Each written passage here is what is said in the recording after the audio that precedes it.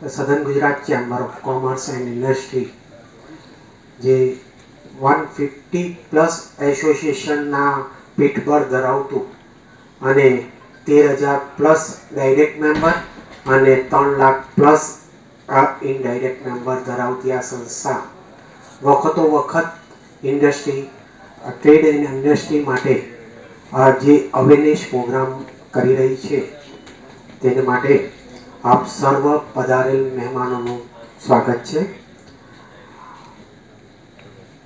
Industrial awareness programme જે bureau of Indian standard સાથે આજે જોઈન્ટલી સધન ગુજરાત ચેમ્બર ઓફ કોમર્સ કરી રહી છે એના સ્વાગત પ્રવચન માટે અમારા ચેમ્બર ઓફ કોમર્સના પ્રમુખ શ્રી વિજયભાઈ મેવાવાળાને આમંત્રિત કરું છું. Good evening everybody.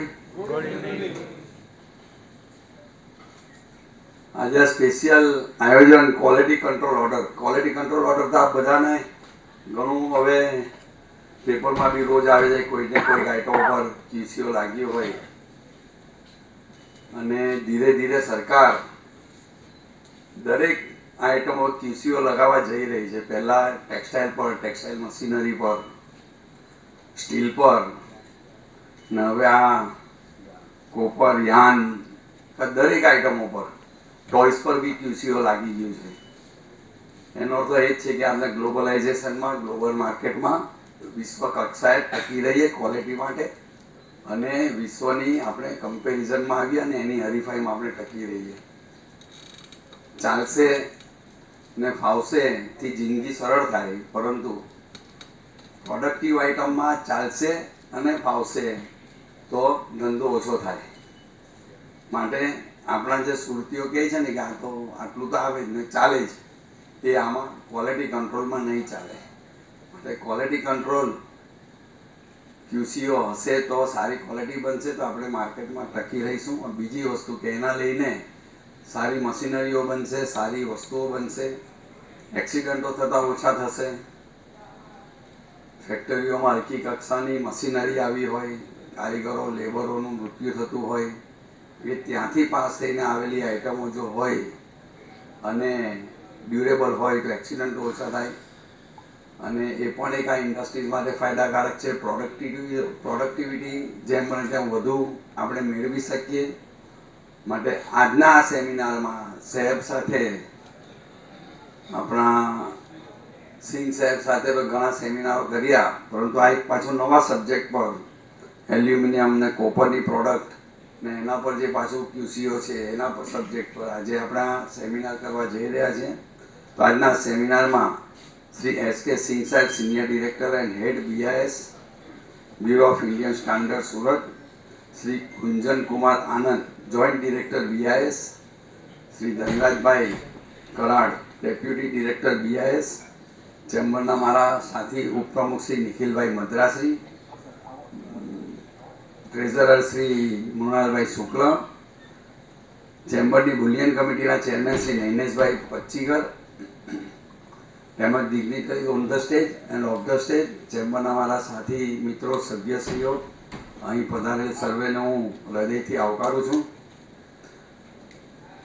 સધન Gujarat chamber of commerce and industries bureau of Indian સ્ટાન્ડર્ડના સંયુક્ત ઉપક્રમે focusing on the quality control order for the aluminium and copper product, electrical appliances and machinery safety વિશે યોજાયેલ ઇન્ડસ્ટ્રીયલ અવેરનેસ પ્રોગ્રામમાં તમારું હાર્દિક સ્વાગત છે.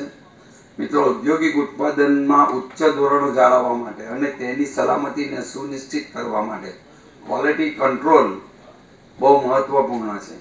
એલ્યુમિનિયમ કોપરની પ્રોડક્ટ માટે જ નહીં, પણ ક્વોલિટી કંટ્રોલ ઓર્ડર બાંધકામથી લઈને ઇલેક્ટ્રોનિક સુધીના વિવિધ ક્ષેત્રોમાં વપરાતી સામગ્રીની ડ્યુરેબિલિટી અને રિલાયબિલિટી માટે જરૂરી છે. તેવી જ રીતે ઇલેક્ટ્રિકલ ઉપકરણોએ પણ ગ્રાહકો માટે સલામતી અને તેની ખાતરી આપવા માટે ક્વોલિટી કંટ્રોલ ઓર્ડરના ધોરણોનું પાલન કરવું ખૂબ જ જરૂરી છે. મશીનરી સલામતી પ્રોટોકોલ પણ એટલા જ મહત્વપૂર્ણ છે, જે વિવિધ વિભાગોમાં કામદારોનું રક્ષણ કરે છે અને અકસ્માતો અટકાવે છે. આ નિયમો અને ધોરણો ફક્ત ઉત્પાદનની ગુણવત્તા માટે જાળવવા માટે જ નહીં, પરંતુ જીવન અને પર્યાવરણને સુરક્ષિત રાખવા માટે પણ ખૂબ જરૂરી છે. સુરતના ઉદ્યોગ સાહસિકો અને વેપારીઓ ક્વોલિટી કંટ્રોલ ઓર્ડરથી માહિતગાર થાય તથા ઉદ્યોગ ધંધાના દરેક પાસાઓમાં ગુણવત્તા અને સલામતી મૂલ્યોને જાળવી રાખવા માટે પ્રતિબદ્ધ થાય તે માટે ખાસ આ કાર્યક્રમનું આયોજન કરવામાં આવે, જેમાં BIS સુરતના અધિકારીઓ આપણને સૌને વિસ્તૃત જાણકારી તેમજ માર્ગદર્શન પૂરું પાડશે. આપણે જ્યારે 3 નંબરની ઇકોનોમીમાં જવાની જે ચર્ચા કરી રહ્યા છીએ, મોદી સાહેબનું જે સ્વપ્ન છે, જે ઇકોનોમી 5 કરોડ પર લઈ જવી, 5 ટ્રિલિયન ડોલર પર લઈ જવી છે અને એક્સપોર્ટ $1 ટ્રિલિયન પર લઈ જવું છે, એના માટે આ એક મહત્વનું પાસું છે QCO. ક્વોલિટી કંટ્રોલ હશે તો આપણે દરેક બજારમાં ટકી શકીશું અને આપણે વિશ્વમાં પણ અવ્વલ સ્થાન પ્રાપ્ત કરીશું. માટે આ સેમિનારમાં જે આપણા એક્સપર્ટ્સની સ્પીચી આપણે માહિતી આપશે તે આપ શાંતિથી સાંભળજો અને સેમિનારના અંતે જે કોઈ ક્વેશ્ચન આન્સર હોય આપણા તેના આપણે યોગ્ય જવાબો મળશે. માટે ફરીથી હું આ સેમિનારમાં આપ સૌનું હાર્દિક સ્વાગત કરું છું. આભાર. જય હિન્દ, જય જય ગરવી ગુજરાત. આભાર ચેમ્બર પ્રમુખ શ્રી વિજયભાઈ મેવાડા. દરેક ઇન્ડસ્ટ્રી મેમ્બરોને વિનંતી છે કે પ્લીઝ આગળ આપણી લેફ્ટ સાઈડ આખી ખાલી છે, તો પાછળ બેઠેલા દરેક આપણા ઇન્ડસ્ટ્રી મેમ્બરોને વિનંતી કે આગળ લેફ્ટ સાઈડ પર આવવા માટે વિનંતી છે. તો બંને બાજુ સેમિનાર લેશે.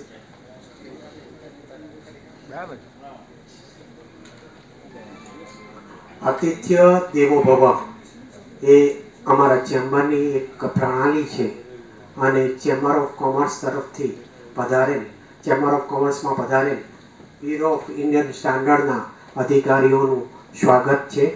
આ સ્વાગત માટે હું ચેમ્બર પ્રમુખ શ્રી વિજયભાઈ મેવાડા અને ઉપપ્રમુખ શ્રી નિખિલભાઈ મદ્રાસી અને ટ્રેઝરર શ્રી મૃણાલભાઈ શુક્લને વિનંતી કરું છું કે બ્યુરો ઓફ ઇન્ડિયન સ્ટાન્ડર્ડના હેડ SK સિંઘ સાહેબનું સ્વાગત કરે.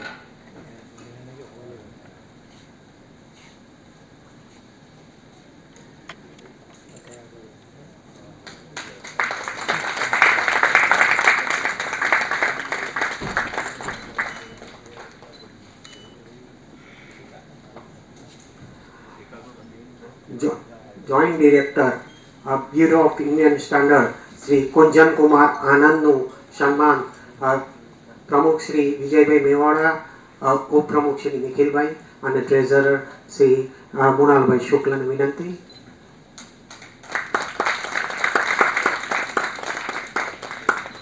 ડેપ્યુટી ડિરેક્ટર શ્રી ધનરાજભાઈ કરડનું સ્વાગત ઓફિસ બેરર્સને કરવા વિનંતી.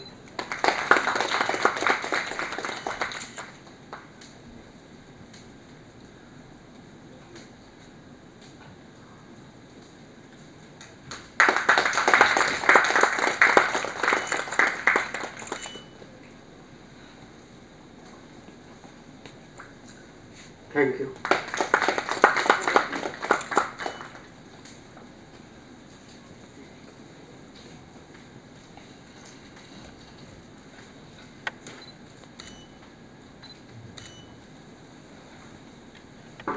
વિશેની વિસ્તૃત માહિતી ને બ્યુરો ઓફ ઇન્ડિયન સ્ટાન્ડર્ડના હેડ શ્રી સિંઘ સાહેબને વિનંતી કરીશ કે આ પ્રોગ્રામ વિશેની વિસ્તૃત માહિતી हमारा इंडस्ट्री मेंबर्सों ने आपसे.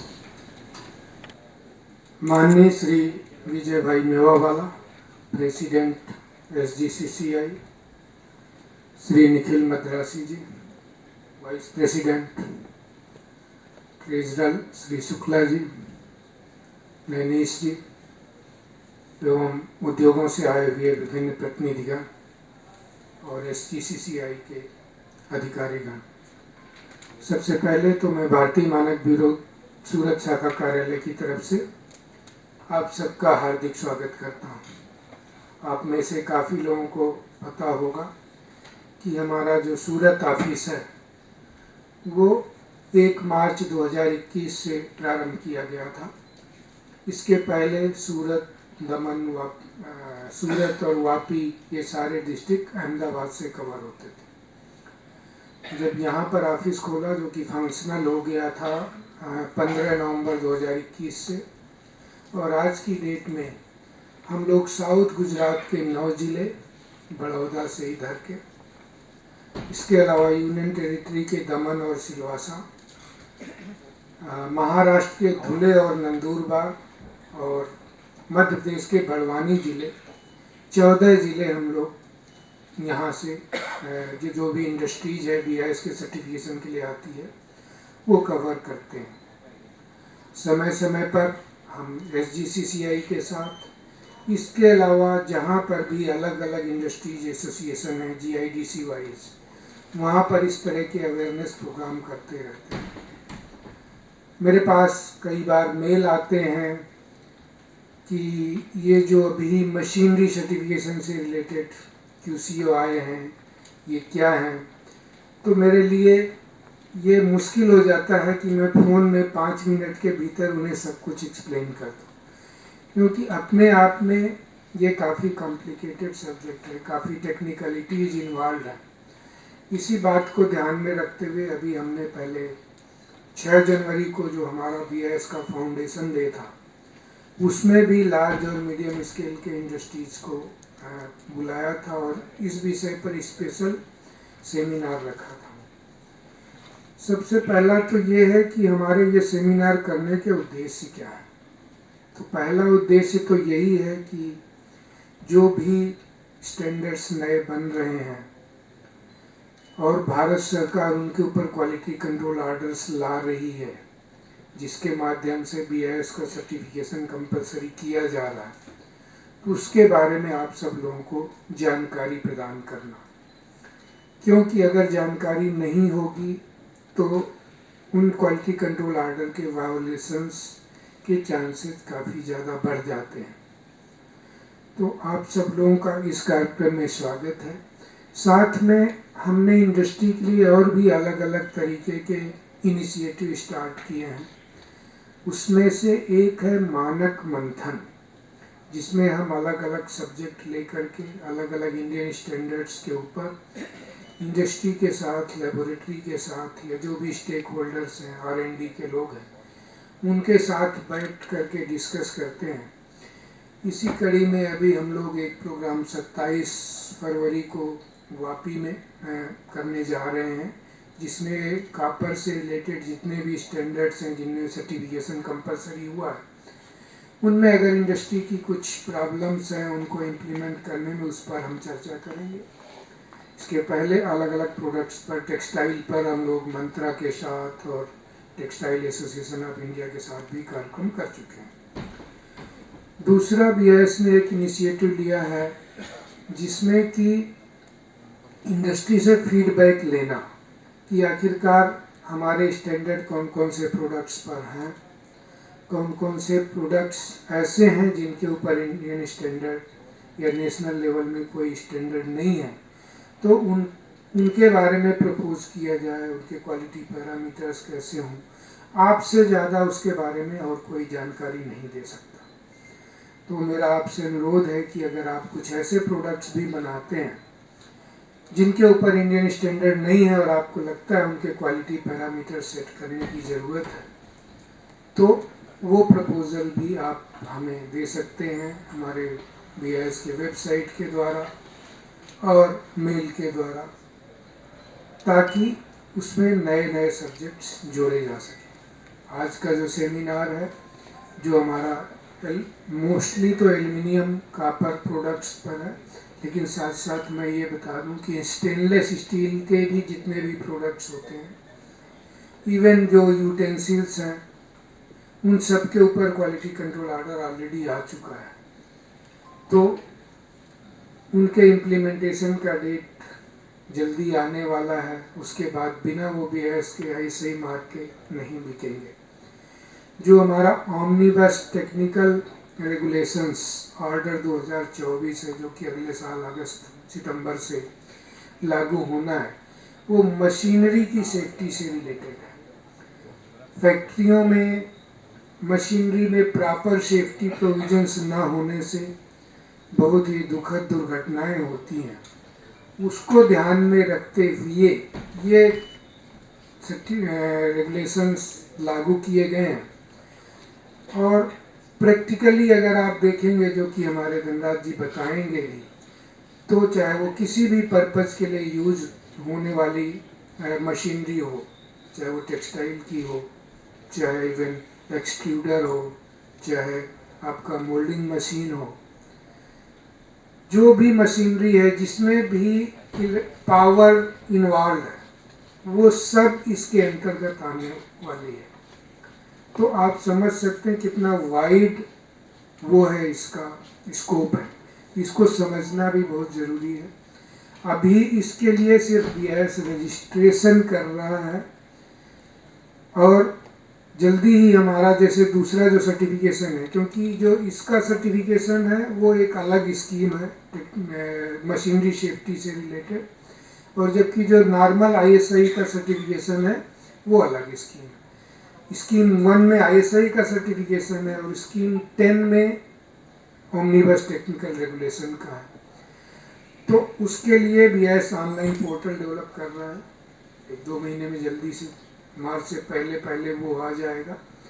तो उसमें सर्टिफिकेशन उसके बाद स्टार्ट होगा, लेकिन उससे पहले जो भी इस फील्ड में इन्वॉल्व है तो उन्हें पता होना चाहिए कि उन्हें क्या करना है।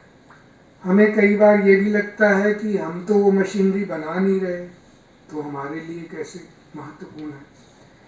तो 2 बातें हैं। पहली चीज़ तो आपने मान लीजिए कि एक्सपेंशन प्लान किया हुआ है ऑलरेडी, और आप 2 महीने 4 महीने बाद इंपोर्ट के लिए ऑर्डर देने वाले हैं, या यहीं के मैन्युफैक्चरर के लिए ऑर्डर देने वाले हैं, और वो ऑर्डर अगर इम्प्लीमेंटेशन डेट से के बाद वो होता है, इम्प्लीमेंट होता है, कमीशन होता है, तो उस केस में आपके लिए, अगर आप बाहर से इंपोर्ट कर रहे हैं तो बड़ी प्रॉब्लम हो सकती है कि वो कस्टम में रोकी जा सकती है। तो आपको अपने जो वेंडर्स हैं जिनसे फ्यूचर में मशीनरी लेने वाले हैं, उन्हें भी आप ये जो ओमनिबस टेक्निकल रेगुलेशन का जो ऑर्डर है, जिसकी काफ़ी BIS की वेबसाइट में नोटिफिकेशन अवेलेबल है, वो आप भेज सकते हैं कि भाई आप इसके लिए पहले से तैयारी कर लीजिए, पहले से BIS में अप्लाई कर लीजिए, ताकि फ्यूचर में जब हम जो भी मशीनरी लें वो सेफ भी हों आपके वर्कर्स के लिए, साथ साथ जो गवर्नमेंट ऑफ इंडिया का या भारत सरकार का जो आदेश है उसके कंप्लायंट भी हो।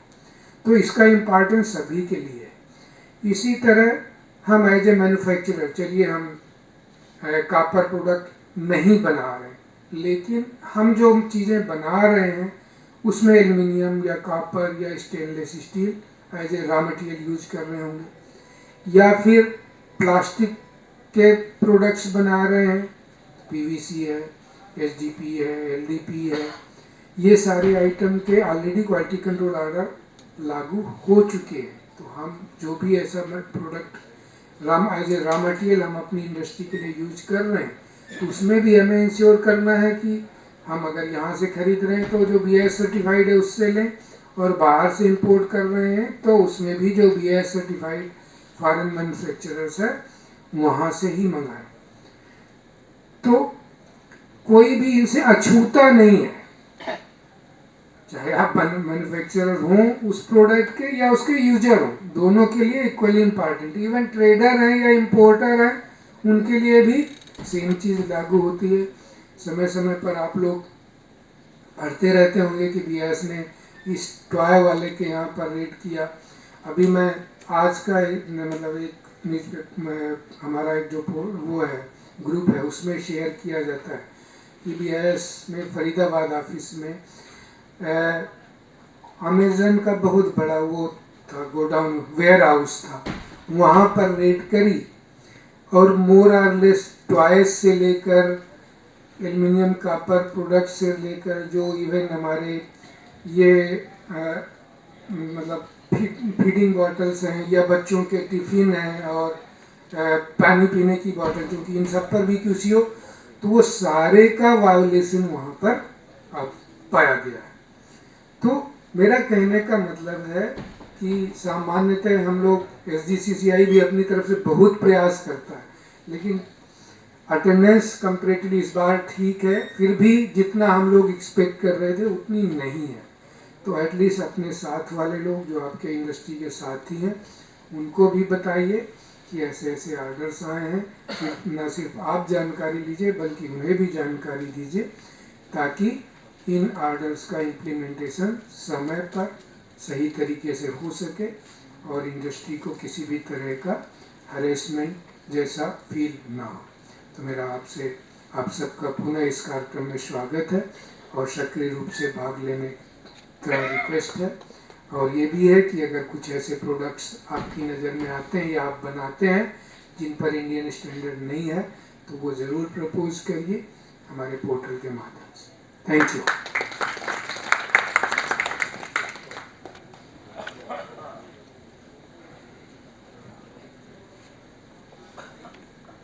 आभार।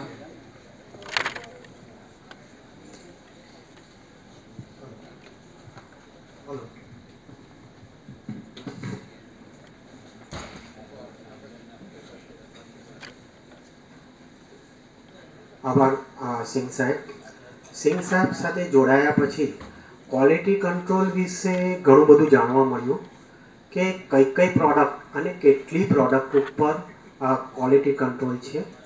કદાચ સિંહ સાહેબ મને જાણકારી છે ત્યાં સુધી 720 પ્લસ પ્રોડક્ટ ઉપર આપણે ક્વોલિટી કંટ્રોલ છે અને આ જાણકારી દરેક ઇન્ડસ્ટ્રીયલિસ્ટને હોવી જોઈએ કે કેટલી કઈ પ્રોડક્ટ ઉપર ને આપણી કઈ પ્રોડક્ટ ઉપર ક્વોલિટી કંટ્રોલ લાગુ થાય છે ને એવું નથી કે આ મેન્યુફેક્ચરર માટે જ બ્યુરો ઓફ ઇન્ડિયન સ્ટાન્ડર્ડ કે ક્વોલિટી કંટ્રોલ છે। કદાચ આપણે એન્ડ યુઝર જે ડાયરેક્ટ ગ્રાહકો માટે પણ બ્યુરો ઓફ ઇન્ડિયન સ્ટાન્ડર્ડ આવા અવેરનેસના પ્રોગ્રામ કરે છે જેમાં મને જાણકારી છે ત્યાં સુધી ગ્રાહક જાગો એ પણ અવેરનેસ પ્રોગ્રામ દરેક ઇન્ડસ્ટ્રી માટે બીઆઈએસ કરી રહી છે એટલે જોઈન્ટલી ચેમ્બર ઓફ કોમર્સ પણ આ બાબતે અવેરનેસ છે કે ગ્રાહકોને પણ બીઆઈએસ કે bureau of Indian standard quality control વિશે જાણકારી હોવી જોઈએ કે કઈ પ્રોડક્ટ ઉપર બીઆઈએસ લાગુ છે। તો આ બાબતે વધુ વિગત આપવા માટે joint director bureau of Indian સ્ટાન્ડર્ડના શ્રી કુંજન કુમાર આનંદને વિનંતી કરીશ कि आप बाबते विस्तृत जानकारी है। और अभी जो हम लोग थोड़ा बहुत जो बात करेंगे बीआईएस क्या है, बहुत लोगों को शायद नहीं पता भी होता है, बहुत लोगों को पता भी होगा बीआईएस क्या है, बीआईएस करती क्या है और क्वालिटी कंट्रोल ऑर्डर होते क्या हैं, क्वालिटी कंट्रोल होते क्या हैं और आम एक इंडस्ट्रियलिस्ट के जीवन में मतलब नॉर्मल में क्या इसका इफेक्ट हो सकता है। तो बीआईएस की जो स्थापना हुई थी वो आज़ादी के पहले 6 जनवरी 1947 को बीआईएस की स्थापना हो चुकी थी। उसके बाद आज से 78 ईयर्स हो चुके हैं बीआईएस को इस चीज़ को। और 2016 में बीआईएस एक्ट को रिवाइज करके बीआईएस को नेशनल स्टैंडर्ड्स बॉडी का दर्जा दिया गया। नेशनल स्टैंडर्ड्स बॉडी कहने का मतलब है कि जो भी स्टैंडर्ड बीआईएस बनाएगी वो इंडियन जो भी इंडिया में स्टैंडर्ड बनाएगी उसके नेशनल स्टैंडर्ड को उसका सारा जिम्मेवारी बीआईएस की होती है। तो हमारा जो मेन काम होता है वो है स्टैंडर्ड फॉर्मुलेशन। देन उस स्टैंडर्ड फॉर्मुलेशन पे कंफर्मिटी असेसमेंट की स्कीम्स होती है, जैसे आईएसआई का मार्क का लाइसेंस सुना होगा आपने हॉल मार्किंग सुना है, हॉल मार्किंग 916। और उसके अलावा कंपलसरी रजिस्ट्रेशन जो सीआरएस के जो आपके मोबाइल फ़ोन के पीछे ईयरफोन के पीछे वो सारा जो सिंबल आता है वो बीआईएस के थ्रू। उसके अलावा लैबोरेटरी सर्विसेज और स्टैंडर्ड प्रमोशन का काम भी बीआईएस करती है। तो स्टैंडर्ड फॉर्मुलेशन में हमारे पास आज के समय में बीआईएस टोटल 17 सेक्टर हैं। तो इन 17 सेक्टर में सिविल, टेक्सटाइल, मैकेनिकल, मेटलर्जी से लेके एनवायरनमेंट एंड इकोलॉजी और आयुष के ऊपर भी स्टैंडर्ड्स बनाए जाते हैं। टोटल 17 सेक्शन कमिटीज है। उस हिसाब से आज के समय में मोर देन 23,000 इंडियन स्टैंडर्ड्स हैं। उसके अलावा जो स्टैंडर्ड जो बनती है, जो कमेटी बनती है, ये कंसेंसस के थ्रू होता है।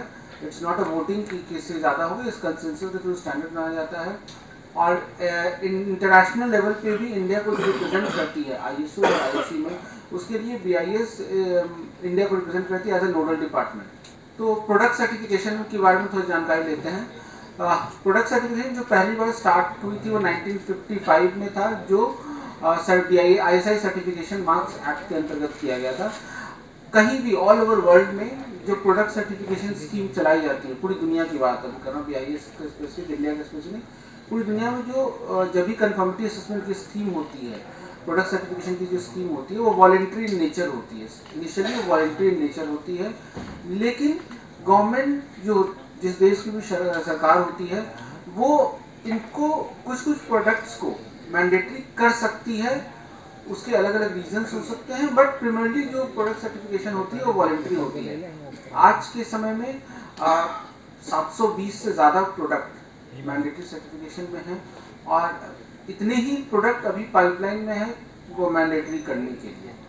और क्यों होते मैंडेटरी हम लोग नेक्स्ट स्लाइड में देखेंगे। टोटल BIS के जो ISI मार्क के लाइसेंस हैं, हम लोग अभी रजिस्ट्रेशन और हॉल मार्किंग में नहीं आ रहे, ISI मार्क के जो लाइसेंस हैं वो अब करीब 50,000 49,300 से ज़्यादा लाइसेंस है और टोटल आज के समय में 1335 प्रोडक्ट, डिफरेंट प्रोडक्ट्स की बात कर रहा हूँ, 1335 products mandatory 1300 products ISI mark में कवर्ड है।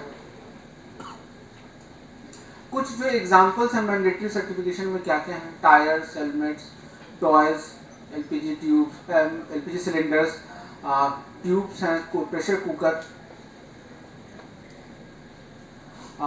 स्टेनलेस स्टील के पाइप्स, स्टील्स, AC वायर और पंप, मोटर, ये सारे जो अभी के समय में जो है किचन अप्लायंसेस, काफ़ी सारे मिक्सर ग्राइंडर्स, वो काफ़ी सारे जो हैं वो मैंडेटरी सर्टिफिकेशन में कवर्ड हैं। सॉरी ये स्लाइड मिस हो गया। तो मैंडेटरी सर्टिफिकेशन होता क्या है, तो BIS का सर्टिफिकेशन मैंने पहले भी बोला कि वो वॉलेंट्री नेचर होती है। जो दूसरा है कि BIS का जो एक्ट है, BIS एक्ट 2016, उसका जो सेक्शन 16 उसमें ये बोला गया है कि गवर्नमेंट और गवर्नमेंट के डिपार्टमेंट्स किसी भी प्रोडक्ट को, किसी भी इंडियन स्टैंडर्ड को मैंडेटरी कर सकती है based on public interest, protection of human, animal and plant health, safety of environment, protect trade practices और नेशनल सिक्योरिटी के बेसिस। ये 4-5 है जो जिसके बेसिस पे कुछ कुछ ऐसे प्रोडक्ट्स हैं जो मैंडेटरी सर्टिफिकेशन में आते हैं। अभी इसका मतलब क्या होगा, अब गवर्नमेंट डाल सकती है। इनिशियली क्या होता था, प्री 2019 या 17 की बात अगर करेंगे तो इनिशियली होता ये था कि कोई भी ऐसा प्रोडक्ट जिससे नेचर या पब्लिक हेल्थ अफेक्ट होता था वो मैंडेटरी सर्टिफिकेशन में गवर्नमेंट देती थी। अभी के समय में जैसे फाइटोसैनिटरी मेजर्स के तौर पे आप इंपोर्ट को कंट्रोल करने के लिए और अपनी क्वालिटी, अपने प्रोडक्ट्स की क्वालिटी भी बढ़ाने के लिए government trade unfair trade practice, dumping भी है कुछ कुछ चीज़ों की। अभी जैसे स्टील के कुछ कुछ प्रोडक्ट्स में आज के दिन भी 100% डंपिंग ड्यूटी है और पिछले 5-6 सालों से है और 100% डंपिंग ड्यूटी है। जितना आप ला रहे हैं उससे डबल वो प्राइस लग रही है, बट फिर भी आ रही है। तो रोक पाना, तो कभी भी किसी इंपोर्ट को कंट्रोल करने का ये एक अलग मतलब हर जगह तरीके निकाले जाते हैं कि आप फाइटोसैनिटरी मेजर लाते हैं, आपका प्रोडक्ट एक मिनिमम क्वालिटी को मैच करना चाहिए तभी आप आएंगे। तो trade practices, unfair trade practices को, अनफेयर ट्रेड प्रैक्टिसेस के लिए भी QCO लाए जा रहे हैं। अब कभी भी कोई प्रोडक्ट QCO में आता है तो इसका मतलब होता है कि ना आप बना सकते हैं, ना बेच सकते हैं, न स्टोर कर सकते हैं, न इंपोर्ट कर सकते हैं विदाउट ISI मार्क। जब तक ISI मार्क का लाइसेंस, BIS सर्टिफिकेशन का लाइसेंस नहीं है तो आप ये काम भी नहीं कर सकते हैं, न बना सकते हैं, न बेच सकते हैं, न स्टोर कर सकते हैं, न इंपोर्ट कर सकते हैं। तो हर टर्म का बड़ा इंपॉर्टेंट सिग्निफिकेंस होता है। अब बोलने को निकल जाती है बातें, लेकिन बना नहीं सकते हैं मतलब कि जिस दिन से ये क्वालिटी कंट्रोल ऑर्डर फोर्स में आता है तो आप मैन्युफैक्चरिंग बिना ISI मार्क का नहीं कर सकते, बड़ा क्लियर चीज़ होती है। देन आप स्टोर नहीं कर सकते। अब जब भी क्वालिटी कंट्रोल ऑर्डर आप देखेंगे तो अचानक से नहीं होता है, वो 6 महीने, साल भर का टाइम दिया जाता है। जैसे जो मशीन सेफ्टी वाले ओमनी बस है उसको 1 साल का टाइम दिया। क्यों दिया गया है 1 साल का टाइम? कि आप 1 साल में अपना जो भी आपको लाइसेंस का जो भी काम है वो भी कर लें और पुराने स्टॉक को भी आप निकालें। ये सभी प्रोडक्ट्स के लिए दिया जाता है, अचानक से कुछ भी नहीं होता। मिनिमम 6 महीने का टाइम देखा गया है, वो दिया जाता है। ना आप इंपोर्ट कर सकते हैं। तो कहीं कहीं पे क्या होता है कि जैसे टेक्सटाइल वालों में ही या फिर स्टील वालों में कई रॉ मटेरियल जो होते हैं बाहर से इंपोर्ट होते थे, तो उनको आप इंपोर्ट भी नहीं कर सकते जब तक उन कंपनियों ने, बाहर की जो कंपनियां हैं, उन्होंने ISI मार्क का जब तक लाइसेंस नहीं लिया है। और ना आप डिस्ट्रीब्यूट कर सकते हैं, मतलब बेच भी नहीं सकते हैं। अगर आपके पास पुराना है तो टाइम देने का कारण ये होता है कि आप जो है उस चीज़ को आप हटा पाएँ। अभी जो दूसरा इम्पॉर्टेंट पार्ट आता है QCO में, QCO एप्लीकेबल नहीं होता है उन केसेस में जहाँ पर आप मटेरियल एक्सपोर्ट करते हैं। अगर आप कोई भी चीज़ इंडिया में बना रहे हैं वो QCO में कवर्ड है, लेकिन वो एक्सपोर्ट के लिए ही बना रहे हैं आप। कई ऐसी यूनिट्स होती हैं 100% EO यूनिट्स जो कहते हैं, एक्सपोर्ट ओरिएंटेड यूनिट्स, तो कई यूनिट्स होते हैं उनके लिए एप्लीकेबल नहीं। जो भी सामान आप एक्सपोर्ट के लिए बनाते हैं उनके लिए QCO एप्लीकेबल नहीं होता है। तो एग्जांपल्स हमने देखे थे थोड़ी देर पहले। तो अभी कुछ जो आज का जो सेशन का जो मेन था, aluminium, copper and electrical appliances, जो मशीन सेफ्टी के बारे में जो ज़्यादा जानकारी है वो मेरे में तो धनराज कराट देंगे। तो एल्युमिनियम का जो था क्वालिटी कंट्रोल ऑर्डर DPIIT ने दिया था 25 सितंबर 2023 को। 25 सितंबर 2023 को इसको फिर से एक्सटेंड किया गया था 22 मार्च 2024 को और 28 अक्टूबर 2024 को। जैसे आप देखेंगे तो मैं अभी जैसे बात हो रहा था टाइम दिया जाता है, तो क्वालिटी कंट्रोल ऑर्डर जो पब्लिश हुई थी गैजेट में वो 25 सितंबर को हुआ था, बट मार्च में फिर से एक्सटेंड किया गया, उसको 6 महीने का टाइम दिया गया था। कुछ कारणवश नहीं हुआ या फिर इंडस्ट्री की कुछ डिमांड रही होगी तो 6 महीने के लिए और एक्सटेंड किया गया था, देन फिर से 6 महीने के लिए एक्सटेंड किया गया है। तो अभी लार्ज स्केल और मीडियम स्केल के लिए जो लास्ट डेट ऑफ इम्प्लीमेंटेशन है वो 1 अप्रैल 2025 है, स्मॉल स्केल के लिए 1 जुलाई 2025 और माइक्रो के लिए 1 अक्टूबर 2025। जैसा कि मैंने पहले भी कहा था, आप लास्ट लाइन में देखेंगे कि ये ऑर्डर जो है, जो भी चीज़ें आप एक्सपोर्ट के लिए बनाते हैं उसके लिए ये ऑर्डर एप्लीकेबल नहीं है। तो एल्युमिनियम के क्या क्या प्रोडक्ट्स जो हैं जो आज के समय में मैंडेटरी हैं, इसमें मेजर जो मैंने जो यहाँ पे सूरत और साउथ गुजरात के रीजन में देखा है, जो मेजर जो प्रोडक्ट्स हैं, एक्सट्रूडेड जो आप एल्युमिनियम के ट्यूब्स बनते हैं या फिर एक्सट्रूडेड जो चैनल्स, रेगुलर इरेगुलर सेक्शंस, जो सेक्शंस की बात करते हैं, और जो कास्टिंग्स एल्युमिनियम की वो बनती है, एल्युमिनियम की कास्टिंग जिससे और करके आप उसे, तो वो इसमें मैंडेटरी कवर्ड है।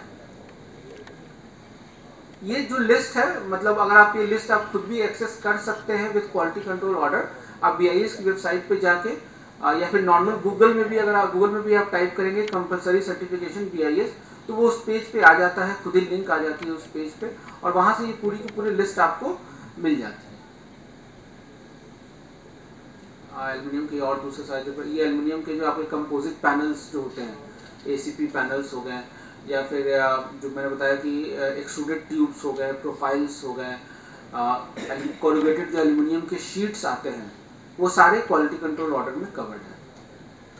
कॉपर के केस में कॉपर आज के समय में मैंडेटरी हो चुका है for large scale, medium scale और स्मॉल स्केल के लिए, उनके लिए आज के डेट में मैंडेटरी हो चुका है। माइक्रो स्केल के लिए 19 अप्रैल 2025 का लास्ट डेट है।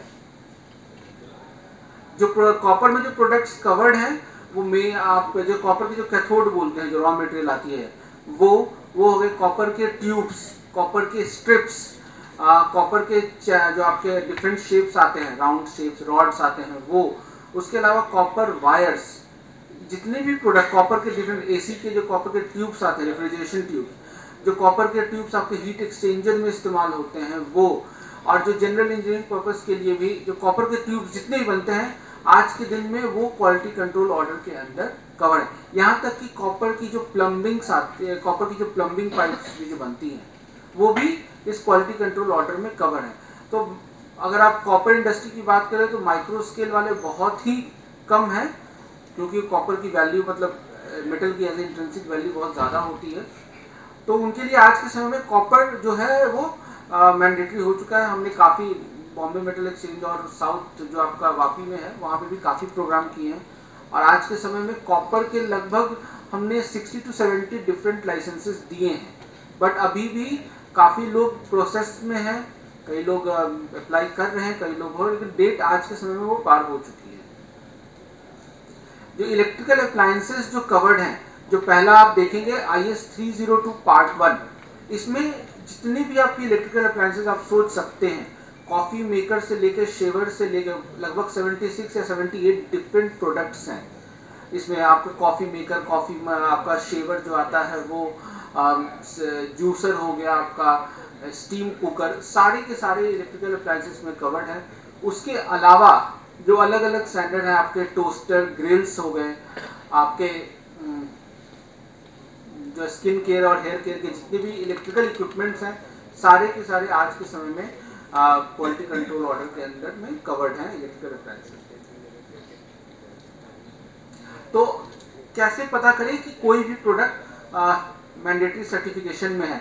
जैसा कि मैंने पहले ही बताया, आप BIS की वेबसाइट पे जाएंगे, bis.gov.in, तो वहाँ पे आप जो ऊपर की जो ब्लू लाइन आपको दिख रही है वेबसाइट में, जो ब्लू लाइन है, वहाँ पे प्रोडक्ट अंडर कंपलसरी सर्टिफिकेशन का टैब डायरेक्ट रहता है। आप वहाँ पर क्लिक करेंगे तो ISI मार्क स्कीम के अंदर आपको सारी की सारी आपको लिस्ट मिल जाएगी, विथ वो अपडेटेड लिस्ट रहती है, वो विथ क्वालिटी कंट्रोल ऑर्डर। आप राइट साइड में आप जो जिस भी मिनिस्ट्री या डिपार्टमेंट ने क्वालिटी कंट्रोल ऑर्डर इशू किया है, आप वो डायरेक्ट आप एक्सेस कर सकते हैं।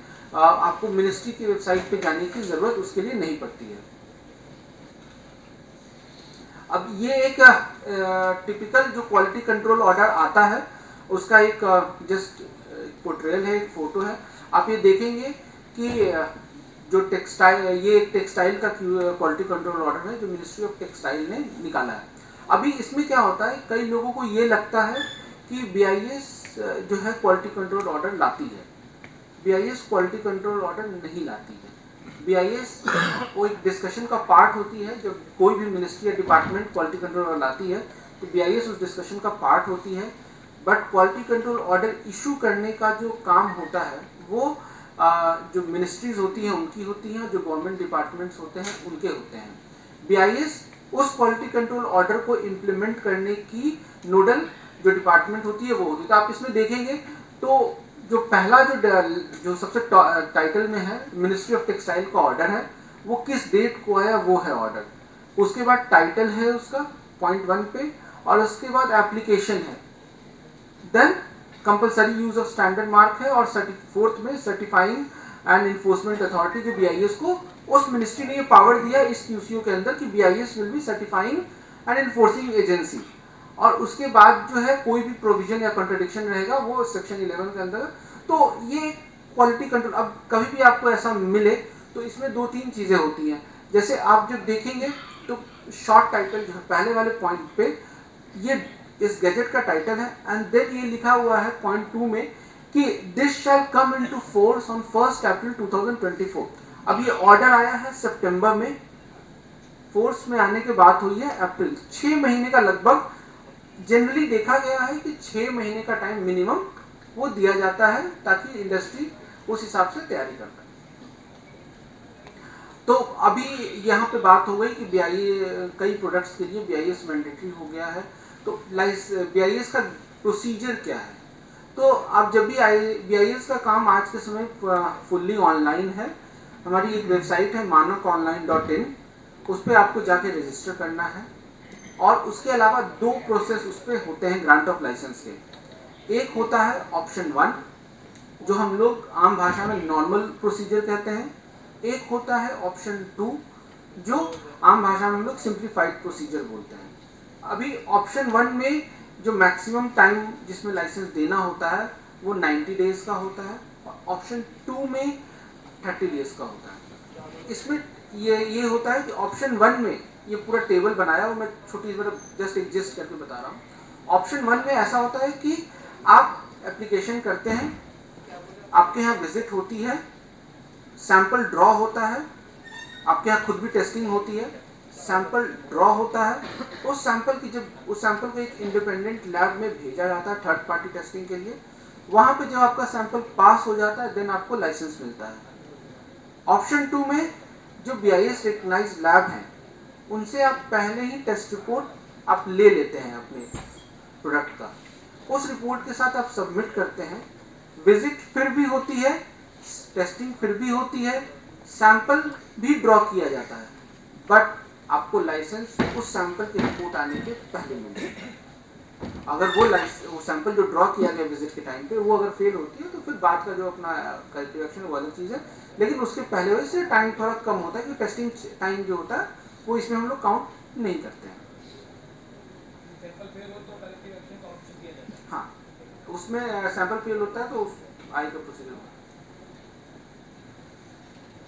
तो ये हमारा मानक ऑनलाइन का एक जब भी मानक-online.in जाएंगे तो ये एक आपको ऐसा दिखेगा। आप राइट साइड के टॉप में देखेंगे तो लॉगिन का ऑप्शन वहां पर है। वहां पर जब आप लॉगिन के ऑप्शन पे जाएंगे तो ऐसा आपको शो करेगा, जिसमें आपको सिंस आप पहली बार अगर आप जाएंगे तो आपको नया रजिस्टर करना पड़ेगा।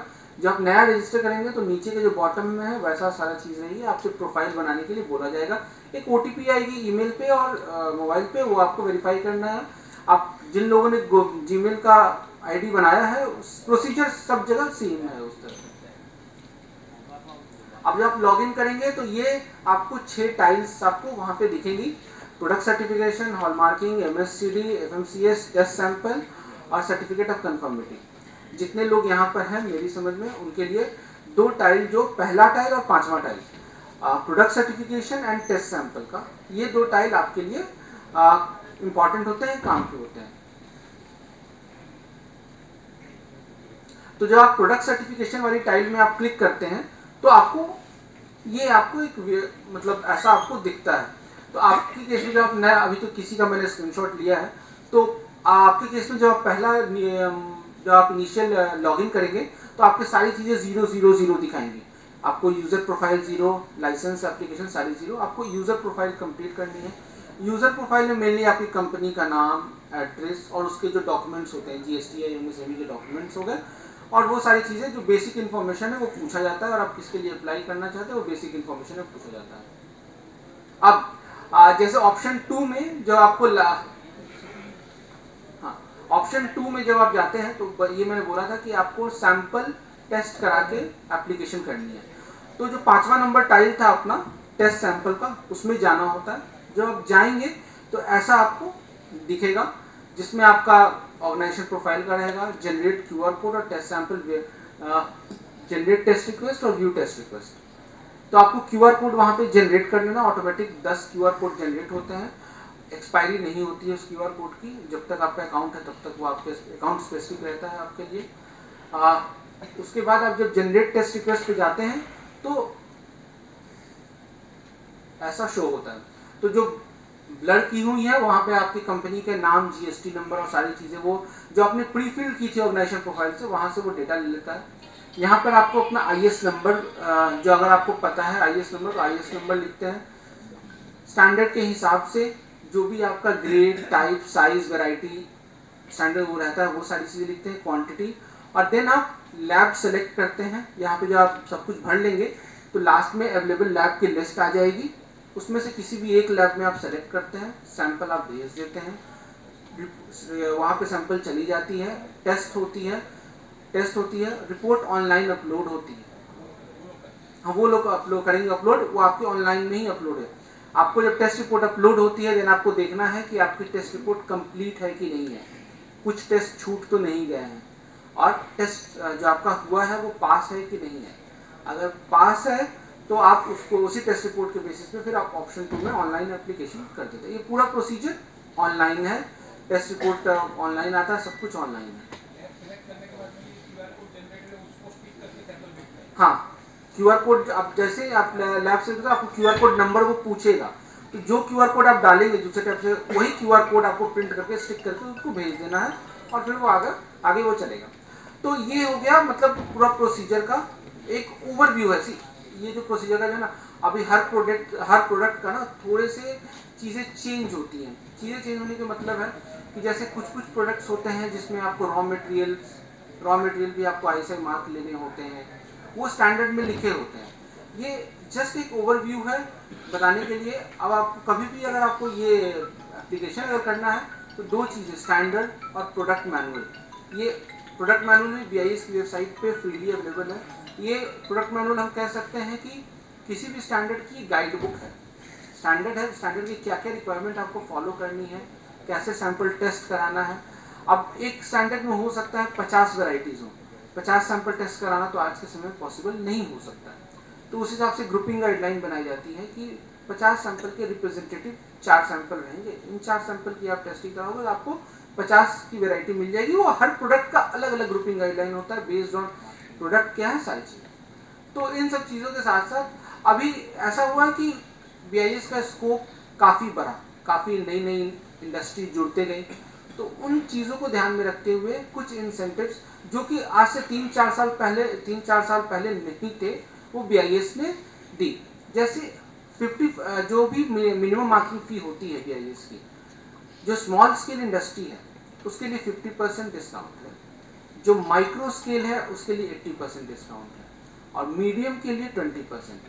अगर कहीं पे भी कोई वुमेन एंटरप्रेन्योर है और स्टार्टअप है देन उनको 50% जो मिनिमम मार्किंग फी का है वो डिस्काउंट मिलता है। वुमेन एंटरप्रेन्योरशिप के लिए या तो कंपनी प्रोप्राइटरशिप में है और पूरी वुमेन है तो वो पूरा, और पार्टनरशिप में है तो जो भी वुमेन पार्टनरशिप है 1 या 2 या 3 जितनी भी है, उनका मिनिमम जो शेयर होना चाहिए वो 51% होना चाहिए। स्टार्टअप्स के लिए DPIIT का एक सर्टिफिकेट आता है स्टार्टअप का, इनकम टैक्स सेक्शन के अंदर, तो वो DPIIT एक सर्टिफिकेट इशू करती है, वो चाहिए होता है। देन आप एप्लीकेशन करने के टाइम BIS की प्रोफाइल में भी आपको ये पूछता है कि are you women entrepreneur, are you startup. आप यस करेंगे तो वो डॉक्यूमेंट आप अपलोड करेंगे और आपको वो डिस्काउंट एप्लीकेबल हो जाएगा। जैसे मैंने बताया प्रोडक्ट मैनुअल बनाए गए सारे प्रोडक्ट्स के गाइडेंस डॉक्यूमेंट के तौर पे। रिलैक्सेशन, अभी MSME को फुल्ली इक्विप्ड लैबोरेटरी से भी रिलैक्सेशन की बात की गई है कि आप MSME जो इंडस्ट्री है वो अगर उनके पास पूरी की पूरी लैब नहीं है तो मेजर का रख के, कुछ ऐसे महंगे हैं उनको आप खुद भी रिलैक्स कर सकते हैं। अब ये दूसरी चीज़ है शेयरिंग ऑफ टेस्ट फैसिलिटी। अभी जैसे कई जगह ऐसा देखा गया है कि एक GIDC हो गया या फिर एक इंडस्ट्रियल एरिया हो गया, वहाँ पे 4-5 या 10-15 ऐसी यूनिट्स हैं जो सेम प्रोडक्ट बनाती हैं, सभी को लाइसेंस लेना है। पहले ये चीज़ हुआ करती थी कि आपको सबको फुल्ली ये टेस्ट इक्विपमेंट होने चाहिए थे। अभी BIS में ये सारी चीज़ें हुई कि टेस्ट इक्विपमेंट काफ़ी कॉस्टली हो सकते हैं, टेस्ट इक्विपमेंट कई बार मिलते नहीं हैं, वो बनाने वाला मैन्युफैक्चर नहीं होता। तो ये चीज़ किया गया कि आप एक क्लस्टर वाइज लैब भी बना सकते हैं। जैसे मैं एक एग्जांपल ये दूंगा, ये आप 2 फोटोग्राफ्स हैं एग्जांपल के। हम लोग पहले वाले जो लेफ्ट हैंड, आपके जो लेफ्ट हैंड साइड में फोटो है उसको लेके चलेंगे, तो इसमें 4 मैन्युफैक्चरर्स हैं MSME के, 4 मैन्युफैक्चरर एक ही जगह पे लोकेटेड हैं और किसी इंडिपेंडेंट जगह पे 4 या 5 या 6 लोगों ने मिलकर एक लैब लगा दी जो पूरी की पूरे उन 4 के लिए सेंट्रल हो गई, अलाउड है। उससे क्या होगा, मान लेते हैं लैब में अगर 50 रुपये खर्च होने 4 लोगों में डिवाइड हो गया। दूसरी चीज़ क्या है कि अगर एक किसी के प्रीमाइसेस में भी हम बना सकते हैं, अगर किसी के प्रीमाइसेस में पहले से ही लैब है तो हम उनकी भी टेस्टिंग फैसिलिटी का पूरा इस्तेमाल कर सकते हैं, शेयरिंग की जा सकती है उसमें। Thank you.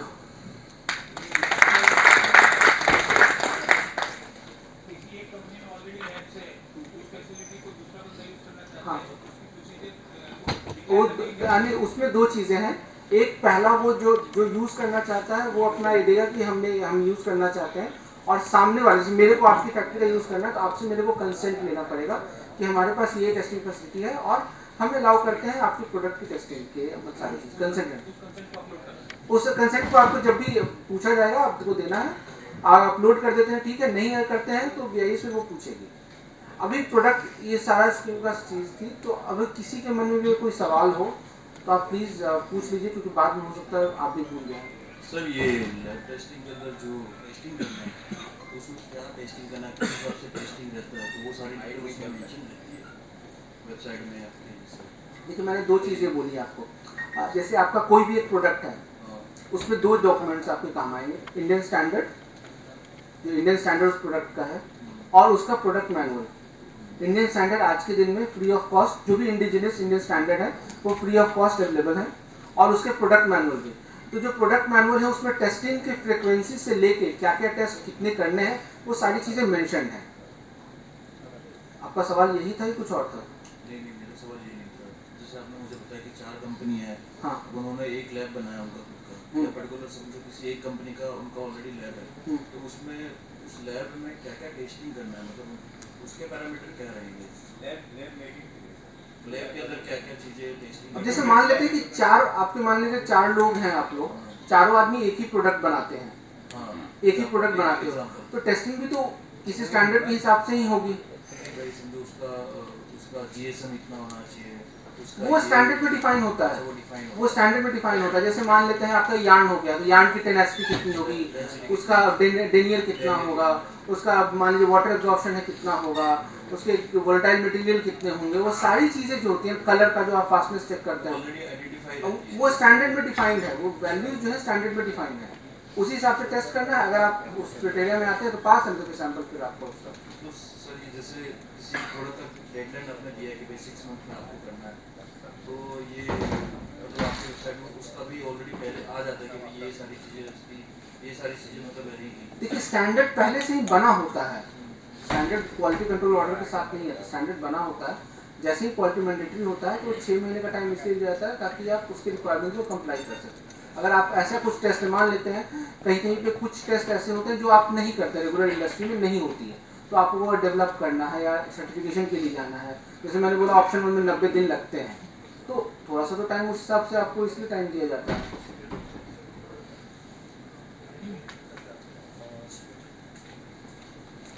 सर मैं air conditioning and ventilation products में डील करता हूँ। अभी हम लोग कुछ लोकल वेंटिलेशन प्रोडक्ट्स खुद के डेवलप भी किए हैं और कुछ ऐसा प्लानिंग है कि हम लोग चाइना से इंपोर्ट करेंगे वेंटिलेशंस। तो अभी जो QCO ऑर्डर्स हुए हैं उसके अंदर एग्जॉस्ट फैन, प्रेशर फैंस जो डोमेस्टिक यूज़ में यानी घर वगैरह में यूज़ होंगे और कुछ इंडस्ट्रियल टाइप के भी हम लोग बनाते हैं। तो इसमें QCO भी एप्लीकेबल हो गया है या उसका? देखिए मैं वही कह रहा हूँ आपको, मैं आपको सिंपल से 720 प्रोडक्ट्स ऐसे हैं और एक जो आपको 302 पार्ट 1 मैंने बताया उसके अंदर लगभग 76 प्रोडक्ट्स हैं।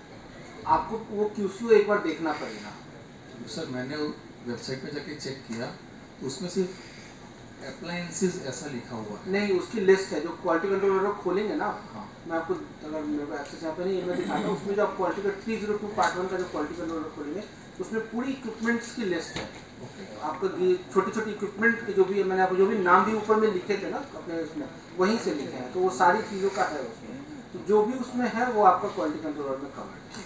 अगर वही प्रोडक्ट हम लोग इंपोर्ट कर रहे हैं तो कस्टम के अंदर वो भी एप्लीकेबल ही होगा, यानी उसको हम लोग विदाउट BIS नहीं जैसे कर कि जो OEMs है उधर चाइना में, तो उनको भी वो BIS अपने इसमें लेना पड़ेगा, तभी जाके उसका प्रोडक्ट हम लोग ला सकते हैं। तो बस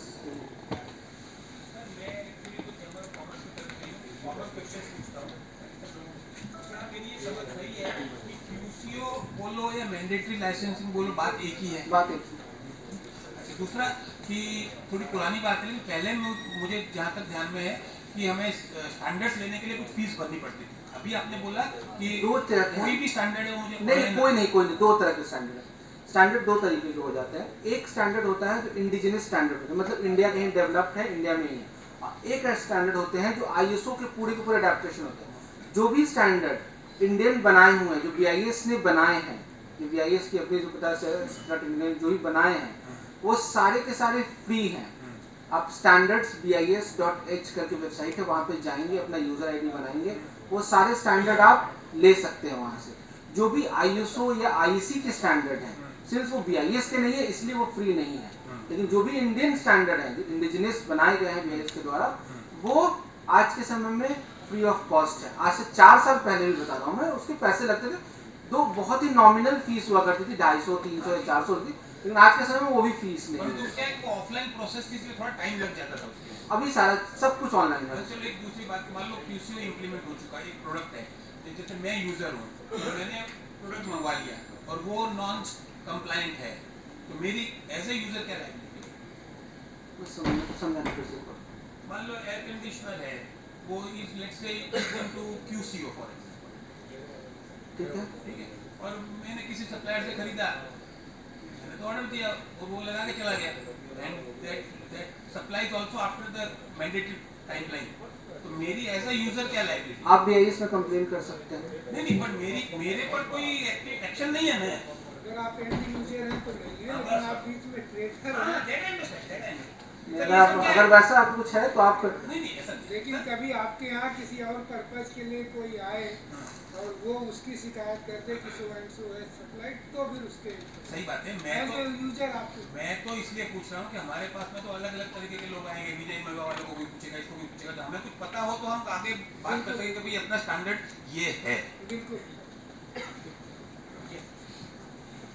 सर अभी कुछ प्रोडक्ट्स ऐसे होते हैं जिसको हम लोग किसी और सप्लायर से लेते हैं, अगर उन्होंने समझो QCO करवाया हुआ, हम लोग सिर्फ हमारे प्रोडक्ट में उसको असेंबलिंग कर रहे हैं, तो हमारे प्रोडक्ट के लिए भी QCO लेना ज़रूरी होगा कि उनका जो आप एग्जांपल देकर मेरे को बताइए आप क्या बोल रहे हैं। जैसे कभी समझो कि मैं कोई मोटर यूज़ कर रहा हूँ मेरे प्रोडक्ट में, ये मोटर सप्लायर ने तो QCO करवाया हुआ है और उसने अपना सर्टिफिकेशन किया हुआ है कि मैं वो मोटर को एक यूनिट में असेंबली में यूज़ कर रहा हूँ, ठीक है, तो मुझे मेरे प्रोडक्ट का भी QCO करवाना पड़ेगा? नहीं, मेन कॉम्पोनेंट वो आप धनराज साहब आपको बताएंगे, वो आप थोड़ा सा रुक जाइए, ये दूसरा पार्ट आप चलेगा कि क्या होता है। मैं आपको बता रहा हूँ, जैसे मैं आपको सिंपल बता रहा हूँ, जैसे आज के समय में नट्स एंड बोल्ट्स भी आपको मैंडेटरी सर्टिफिकेशन में है, IS 1363 है। हाँ, नट्स एंड बोल्ट्स है, तो नट्स एंड बोल्ट्स तो एज ए सिंगल यूज तो कुछ नहीं है, आप कहीं ना कहीं लगाते ही हैं। तो अगर आप कहीं लगाते हैं, किसी मशीन में लगाते हैं, तो मशीन की जो सेफ्टी की बात आती है वो अभी नेक्स्ट PPT में आपको डिटेल में मिल जाएगी। मुझे काफ़ी सारे ऐसे प्रोडक्ट्स असेंबलिंग होते हैं। हाँ, वो धनराज साहब जो है वो डील करेंगे। बस टेक्निकल रेगुलेशन ऑर्डर में कवर किया है। ऑडिबल हूँ सर मैं? हाँ हाँ जी। सर मेरा क्वेरी ये है कि कोई बाहर कंट्री से हम कोई चीज़ इंपोर्ट कराते हैं और वो ISO सर्टिफाइड है, तो एक्सेप्टेबल होगा इंडियन मार्केट में या फिर BIS certification?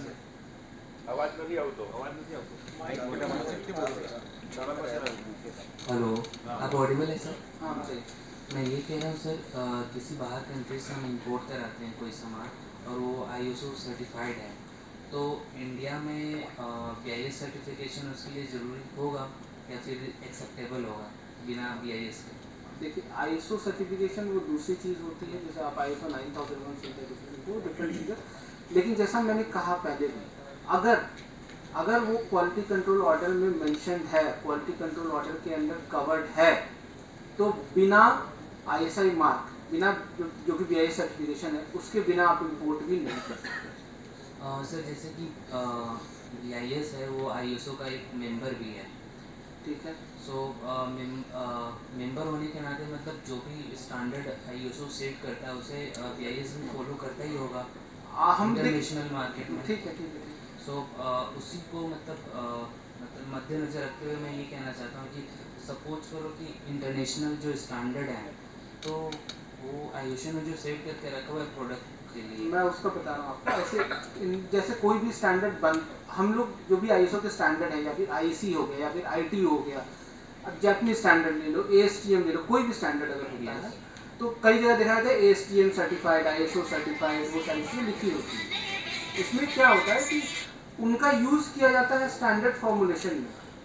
Okay, standard formulate जब होती है तब उन स्टैंडर्ड से, जो इंटरनेशनल स्टैब्लिश स्टैंडर्ड है, उनसे हम लोग इनपुट लेके स्टैंडर्ड बनता है। लेकिन कई बार स्टैंडर्ड के कई सारे पैरामीटर्स डिफाइन होते हैं इंडियन कंडीशंस के हिसाब से। ओके, ठीक है, तो आज भी वही चीज़ है। पहले ISO का मेंबर है, ISO का स्टैंडर्ड हम लोग बहुत जगह फॉलो भी करते हैं टेस्टिंग पर्पस के लिए। ISO स्टैंडर्ड से बहुत सारे इनपुट्स लिए जाते हैं खुद के स्टैंडर्ड बनाने के लिए। लेकिन अगर वो प्रोडक्ट मैंडेटरी सर्टिफिकेशन में है तो ISI मार्क होगा, तभी वो इंडिया में आ पाएगा, नहीं तो नहीं हो पाएगा। आज उसमें thank you sir. Next session हो जाए तो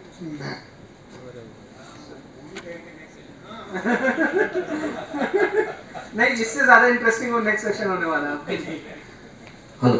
हेलो सर, मैं एल्यूमिनियम एक्सट्रूजन प्लांट मैन्युफैक्चरर हूँ। हम बहुत सारे एल्यूमिनियम प्रोफाइल बनाते हैं, बहुत सारे नंबर ऑफ आइटम रहते हैं, तो सबके लिए कैसे पॉसिबल होगा? वो क्या कहाँ पर है फैक्ट्री आपकी? कोसंबा। क्या नाम है? है तो एंटरप्राइज। देखिए एल्युमिनियम सेक्शन आप सॉलिड बनाते हैं कि नहीं, प्रोफाइल बनाते हैं सब, सॉलिड प्रोफाइल है कि हॉलो है? सब बनाते हैं, होलो बनाते हैं, सॉलिड बनाते आपके लिए हैं। 2 स्टैंडर्ड एप्लीकेबल है 733 1285। आप आए थे ऑफिस में जब मीटिंग थी? मैं नहीं आया था। हम लोग एक्चुअली एल्युमिनियम के जितने 22-23 लोग थे, तो वो ऑफिस में आके मई के महीने में एक शायद मीटिंग थी, वो स्पेशली इसी के लिए रखी थी। तो एल्युमिनियम में टोटल आपके 2 स्टैंडर्ड है 733 1285। 733 जो आपका होता है सॉलिड प्रोफाइल होती है, 1285 का हॉलो सेक्शन, सीमलेस ट्यूब है, एक्सट्रूडेड ट्यूब्स है, वो सारे प्रोडक्ट एक्सट्रूडेड ही होते हैं। तो जो 733 है जो सॉलिड है उसमें तीन प्रोडक्ट या चार प्रोडक्ट है। आपका regular section, irregular section, rod और बार। आपको सबके एक सैंपल टेस्ट कराने, इरेस्पेक्टिव ऑफ डिजाइन आप क्या बनाते हैं। आपको जो लाइसेंस में जो मिलता भी है, जैसे आप इरेगुलर सेक्शन आपने लिया, इरेगुलर सेक्शन, तो उसका एक सैंपल टेस्ट कराना है, कोई भी साइज का, कोई भी डायमेंशन का, आपका जितना भी रहा, उसके बेसिस पे आपके मैन्युफैक्चरिंग कैपेबिलिटीज के बेसिस पे, आपके डाइज क्या है साइज, उसके बेसिस पे मिनिमम से मैक्सिमम आप कितना बना सकते हैं, मिनिमम से मैक्सिमम कितना बना सकते हैं, उसके बेसिस पे आपको लाइसेंस है। उसके बीच में आप डिज़ाइन चेंज कर रहे हैं, वो चेंज कर रहे हैं, वो पॉसिबल नहीं है, क्योंकि एक नॉर्मल कंपनी के पास भी लगभग 200 से 250 अलग अलग वैरायटीज़ होती हैं। इसलिए मैंने कहा 2 चीज़ें, आपको स्टैंडर्ड और प्रोडक्ट मैनुअल एक बार वो देख लेना है, तो काफ़ी चीज़ें हो जाती हैं। Okay, thank you sir. Thank you. आप भाई आप लार्ज स्केल में है कि स्मॉल स्केल में है? स्मॉल में है अभी तो। कर लीजिएगा जल्दी। Okay, thank you Kunjan ji. This is good session. Metals and alloy के ऊपर जो आपने इंडस्ट्रीज मेंबर्स को जो आपने BIS के बारे में जो जानकारी दी। अभी जो दूसरा सेशन है हमारा, safety and electrical appliances in machinery, उनके ऊपर जो क्वालिटी कंट्रोल है उनके बारे में deputy director of BIS Shri Dhanraj ji Kakad ji मैं रिक्वेस्ट करूँगा कि अपना सेशन आरम्भ करें। Good evening everyone. मेरा नाम धनराज कराड़ है। मैं सूरत शाखा कार्यालय में डिप्यूटी डायरेक्टर पद पे कार्यरत हूँ। ये जो आज टॉपिक हम डिस्कस करने वाले हैं, that is omnibus technical regulation. It is related to the machinery safety, machinery और इलेक्ट्रिकल इक्विपमेंट सेफ्टी। तो 2 चीज़ें ध्यान में रखिएगा। प्रोडक्ट सर्टिफिकेशन जो अभी तक आपने जो देखा था, that is the performance related. This is related to the machinery and electrical equipment safety. So ये रेगुलेशन में क्या है, ये ऑर्डर क्या है, ये हम पहले जानते हैं कि इसमें हाइलाइट्स क्या है। ओके, जैसे सर ने आपको पहले बताया था कि क्वालिटी कंट्रोल ऑर्डर आता है, तो it is somewhat kind of a quality control order which is related to the machinery and electrical equipment. So इस क्वालिटी कंट्रोल ऑर्डर में क्या चीज़ें हैं, पहले ये देखते हैं, इसके बारे में बाद में मैं आपको डिटेल में थोड़ा सा बता दूंगा। तो ये क्वालिटी कंट्रोल ऑर्डर का जो डेट है वो कब से लागू होने वाला है, तो ये 28 अगस्त 2025 से लागू होने वाला है। 1 साल पहले ही ये आया था क्वालिटी कंट्रोल ऑर्डर 28 अगस्त 2024 को, और इसका लास्ट डेट है इम्प्लीमेंटेशन 28 अगस्त 2025। ओके, सो ऑर्डर किसके लिए एप्लीकेबल है, to machine and electrical equipment and their sub assemblies components listed in first schedule. तो मैं फिर से एक बार लाइन रिपीट करता हूँ कि उन चीज़ों के लिए कि जैसे मान लीजिए कि मशीन इक्विपमेंट है, मशीनरी है, उनकी असेंबलीज है, सब कंपोनेंट है, सब असेंबलीज है, सभी के लिए ये क्या रहेगा, लागू रहेगा। अब इसका लिस्ट कहाँ पे, मैं आपको वो रेगुलेशन में दिखा दूंगा। ओके, सेकंड, जैसे आपको सर ने बताया था कि अगर मान लीजिए कि कुछ प्रोडक्ट हो सकते हैं कि यहाँ पे भी डिफाइंड है और क्वालिटी कंट्रोल ऑर्डर उसके लिए अलग से आया हुआ है। जैसे मान लीजिए कि ट्रांसफार्मर है तो उसके लिए अलग से क्वालिटी कंट्रोल ऑर्डर आया हुआ है, और यह यहाँ पे भी डिफाइंड है। तो अगर ऐसी कोई चीज़ कॉन्ट्राडिक्टरी हो रही है तो उसके लिए ये एग्जम्प्टेड रहेगा। ओके, अगर जिसके लिए already quality control order issue हुआ है तो that will be relax through this regulation, तो उसके लिए ये लागू नहीं रहेगा। फॉलो करना है। हाँ, ये नहीं आपको कंपलसरी है उसमें, अगर तो QCO कंपलसरी है, हाँ। जिसमें QCO कंपलसरी है उसमें स्टैंडर्ड फॉलो करना है, और जिसमें नहीं है, हाँ, जिसमें QCO ऑलरेडी एग्जिस्टिंग है उसको QCO ही फॉलो करना है, उसको ये नहीं देखने का है। अगर बट QCO में नहीं है और इसमें डिफाइंड है तो उसको ये फॉलो करना है। Okay,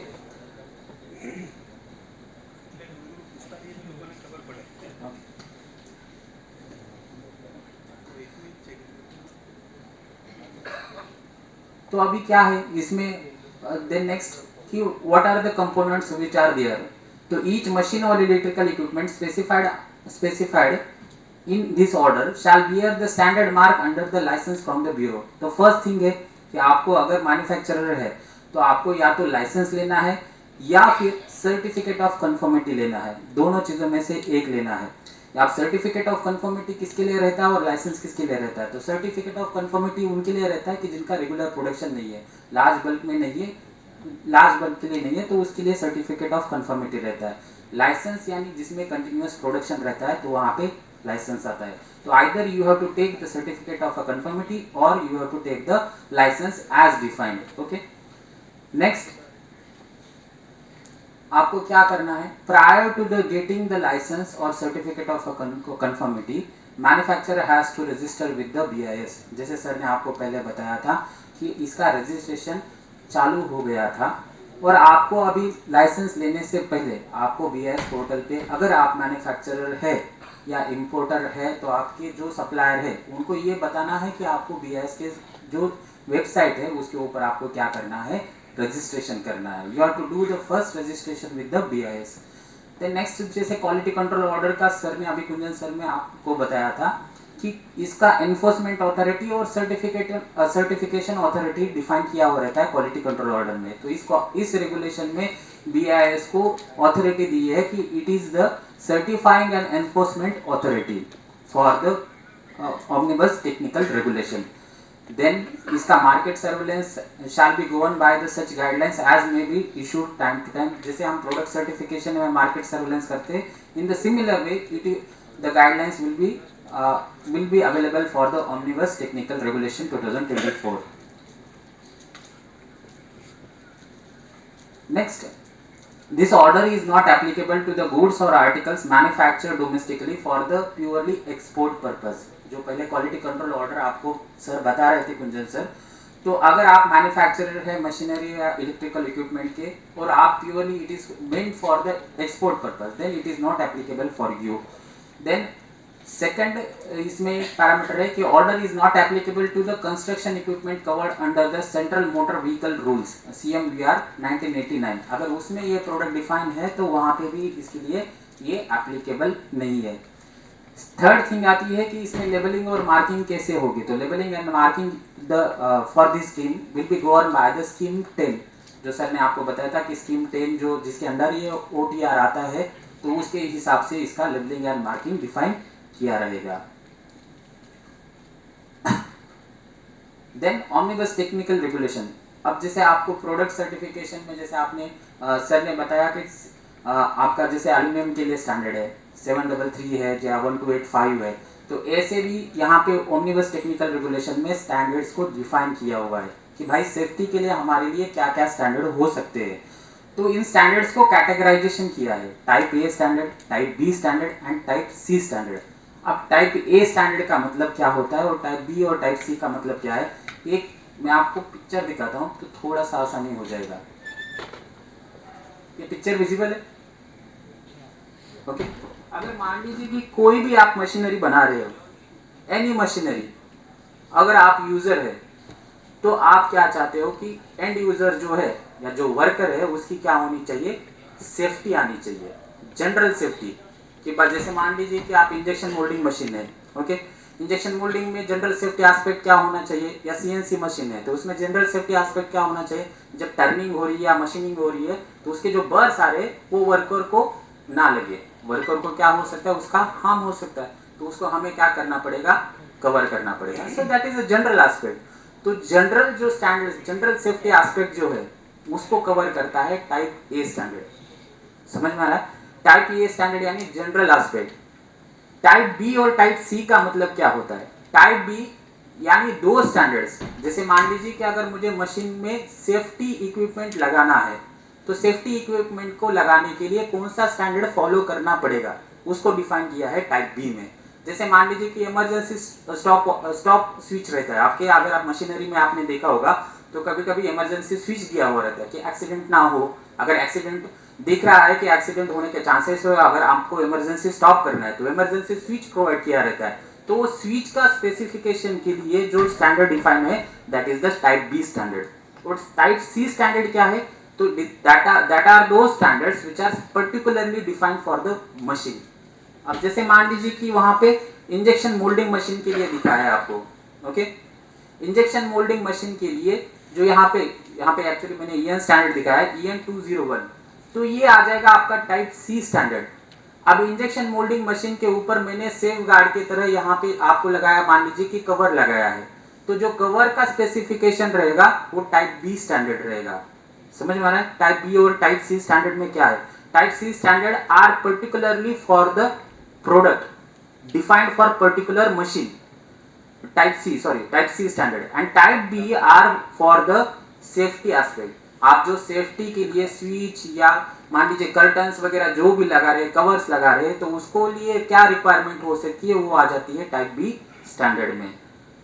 okay, so the OTR is divided into the three standards, okay, three classification, that is type A standard, type B standard and type C standard।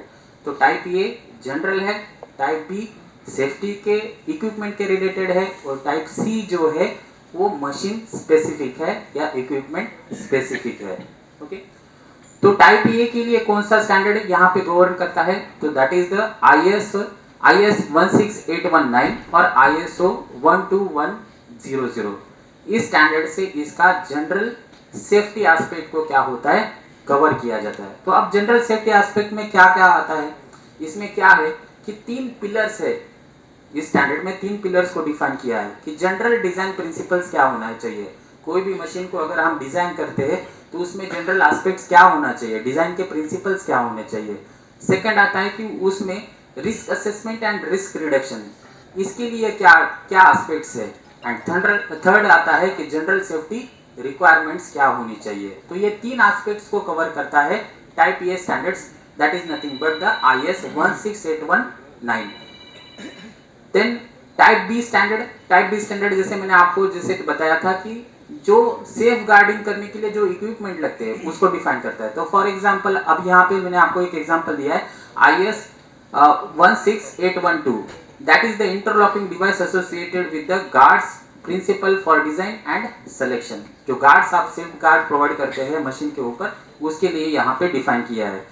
And the type C standard, those are machine specific. For example IS 15442, that is the safety requirement for the loader cranes. तो crane के लिए यहाँ पे देखेंगे तो crane के लिए particularly define किया है, that is the standard. So that is the type C standard.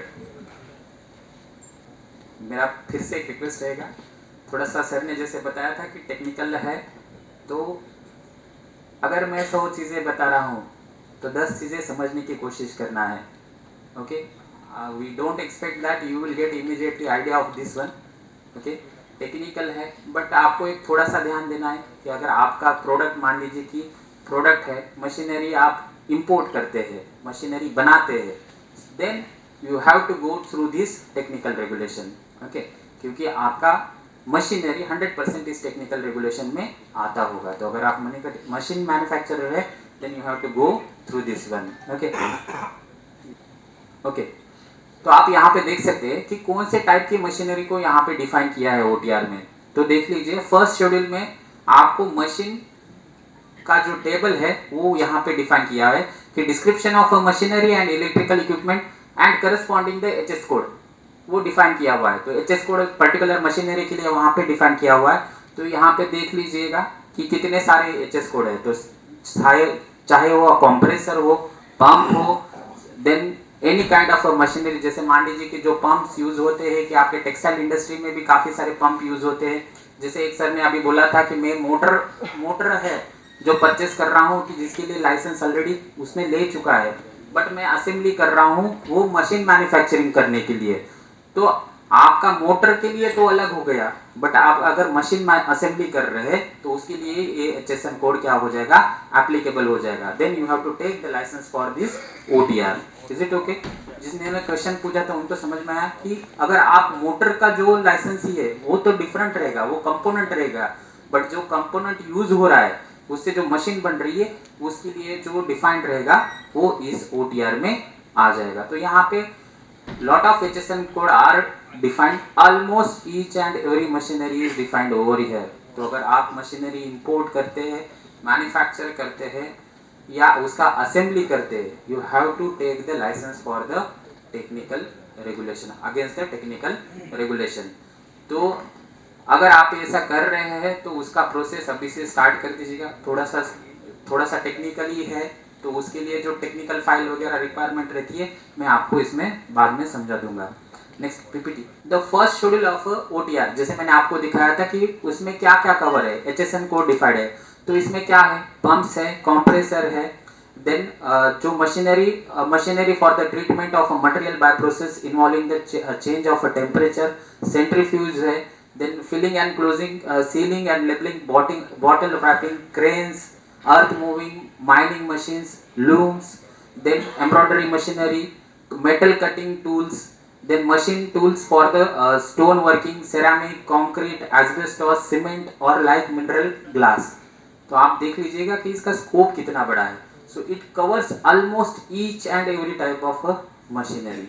Okay, so what you have to do is that first you have to do the registration work with the BIS। Okay, तो framework क्या है OTR का, किसी भी कोई भी omnibus technical regulation आता है तो एक फ्रेमवर्क डिफाइन करता है कि उसी के अंदर ही उसको काम करना रहता है। तो इस OTR का फ्रेमवर्क क्या है, किस चीज़ों के बारे में ये एड्रेस करता है। जैसे मान लीजिए कि प्रोडक्ट सर्टिफिकेशन है तो क्वालिटी के बारे में एड्रेस करता है। तो what is address actually this OTR, तो ये एड्रेस क्या करता है। तो first thing is it addresses is that risk assessment and risk reduction.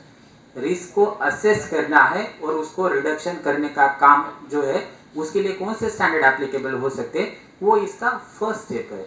अब जैसे मान लीजिए कि मैं इंजेक्शन मोल्डिंग मशीन यूज कर रहा हूँ तो इसमें सबसे, या प्रेस मशीन जो सबसे सिंपल एग्जांपल है, press machine, hydraulic press use कर रहा हूँ तो इसमें सबसे ज़्यादा हाईएस्ट रिस्क क्या हो सकती है कि अगर मैं मान लीजिए कि कोई मटेरियल का स्ट्रिप अंदर रख रहा हूँ प्रेसिंग करने के लिए, तो हो सकता है कि वर्कर का हाथ चला जाए उसमें और उसका हाथ ही कट जाए।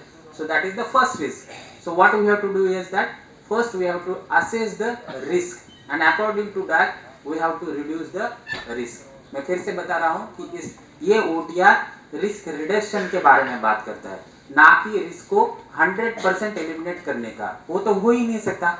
अगर मान लीजिए कि अगर आपको 100% रिस्क एलिमिनेट ही करना है तो क्या हो जाएगा, आपको हाइड्रोलिक प्रेस बंद ही करनी पड़ेगी। ओके, आप यूज ही नहीं कर पाओगे। Okay, so that is not possible. We have to reduce the risk. So that is the first aspect covered in the OTR. Second, general safety standards. Standards क्या होने चाहिए सेफ्टी के लिए, that is covered under this one. Then permanent means of access. Permanent, जैसे मान लीजिए कुछ access provide किए जाते हैं मशीन के ऊपर, तो उसके लिए परमानेंट मीन्स के लिए यहाँ पे स्टैंडर्ड में डिफाइन किया हुआ है। देन नेक्स्ट है मशीनरी गार्ड्स। अब गार्ड्स का मतलब क्या होता है, जैसे आपने बिल्डिंग में सिक्योरिटी गार्ड है, उसका पर्पस क्या होता है, बिल्डिंग की सेफ्टी करना है। तो अगर मशीन के लिए कुछ गार्ड प्रोवाइड किया है तो उसका क्या पर्पस होगा, it has to save the someone from the someone user from the having any kind of hazard. तो दैट गार्ड्स, जैसे मान लीजिए मैंने आपको एग्जांपल दिया था इमरजेंसी स्टॉप का, इमरजेंसी स्टॉप स्विच का। So that is a one kind of a guard. अगर आपको एक्सीडेंट हो रहा है ऐसा लगता है तो you can stop the machinery at once. So that is the safe guard. Then safety components, क्या कंपोनेंट्स आप यूज कर सकते हैं। अगर कोई यूजर या वर्कर आपका मशीन को यूज कर रहा है तो उसके लिए आप सेफ्टी कंपोनेंट्स क्या प्रोवाइड कर सकते हैं, तो उसके लिए ये डिफाइन किया करता है। Then emissions of airborne hazards and substances. कुछ केमिकल इंडस्ट्रीज ऐसे हो सकती है कि जिसमें कि इमिशन होते हैं, केमिकल का इमिशन या that causes the pollution. Okay, उसके यहाँ पे हजार्डस नेचर रहता है। Then what it talks about that one also. Then ergonomics, कुछ ऐसे हो सकता है कि एस्पेक्ट्स हो सकते हैं कि जिसमें ergonomics को एड्रेस करना हो सकता है। एंड देन अदर एस्पेक्ट्स, जैसे मान लीजिए कि कोई भी aspect related to the machinery which is having the impact on the safety of a user, that is covered under the framework of a machine safety. तो मशीन सेफ्टी ये इन parameters को एड्रेस करता है, risk assessment, risk reduction and general safety, that is the main component. Then हम इतना बात कर रहे हैं कि risk assessment, what is the risk assessment, okay, and what is the general principle for that one, okay.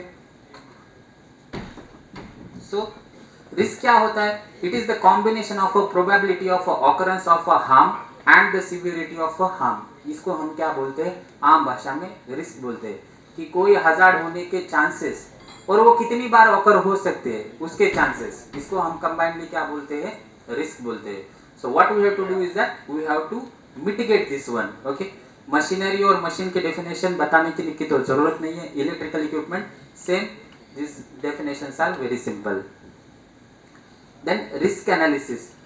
Risk analysis क्या होता है कि हमें मशीन को या कोई भी चीज को हम इस्तेमाल कर रहे हैं, the combination of specification of limits of a machine, hazard identification and risk estimation.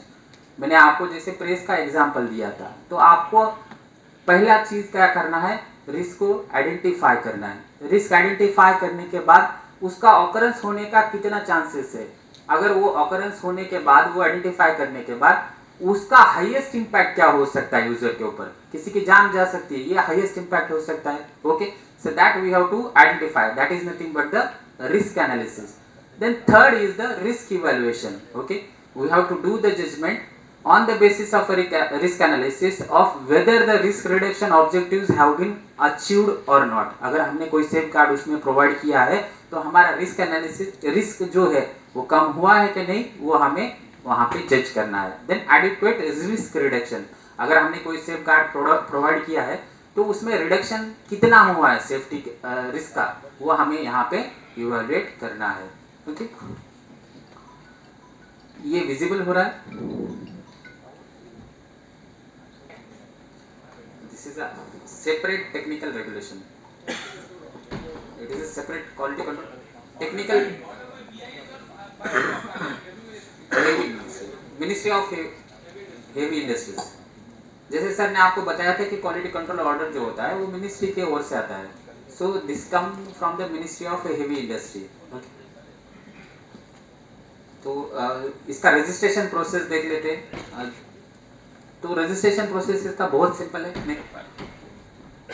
आपको क्या करना है? मानक ऑनलाइन की वेबसाइट पे जाना है, फर्स्ट थिंग, जो सर को आपने कुंजन सर ने आपको इनिशियली बताया था। Then second thing what you have to do is that you have to do the login. Login करने के लिए आपको पहले इसका रजिस्टर करना पड़ेगा। रजिस्ट्रेशन के लिए जैसे ही आप ये ए टैब में जाएंगे, ओके, यहाँ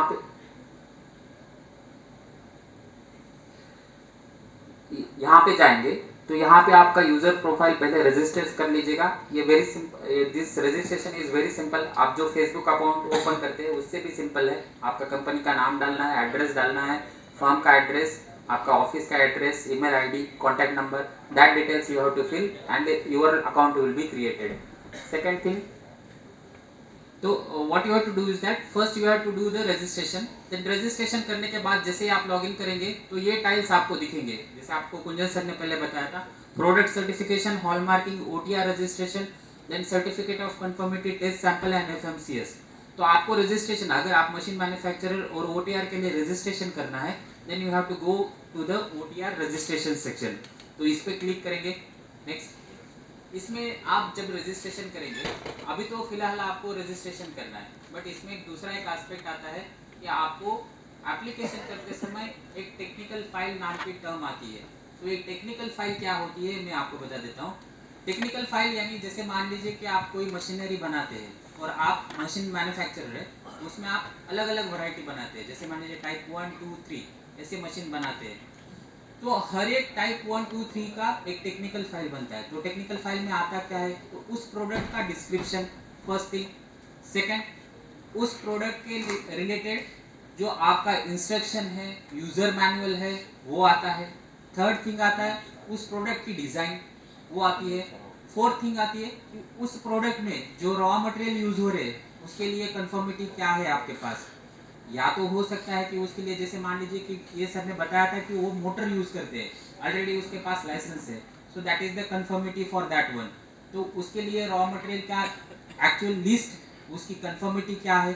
एंड देन फिफ्थ एस्पेक्ट आता है कि आपका उस प्रोडक्ट की सेफ्टी को टेस्ट करने के लिए आपके पास क्या इन हाउस टेस्टिंग फैसिलिटी है, या आपके पास इन हाउस टेस्टिंग फैसिलिटी नहीं है तो आप बाहर के लैब से अगर टेस्ट करवा के लिया है तो उस टेस्ट रिपोर्ट का आपके पास अवेलेबल है या नहीं है। Okay, so all this documents will combine the technical file. तो मैं फिर से बताता हूँ कि टेक्निकल फाइल में क्या आता है। फर्स्ट, अलग अलग वैरायटी के हिसाब से टेक्निकल फाइल बनती है। सेकंड, प्रोडक्ट का डिस्क्रिप्शन।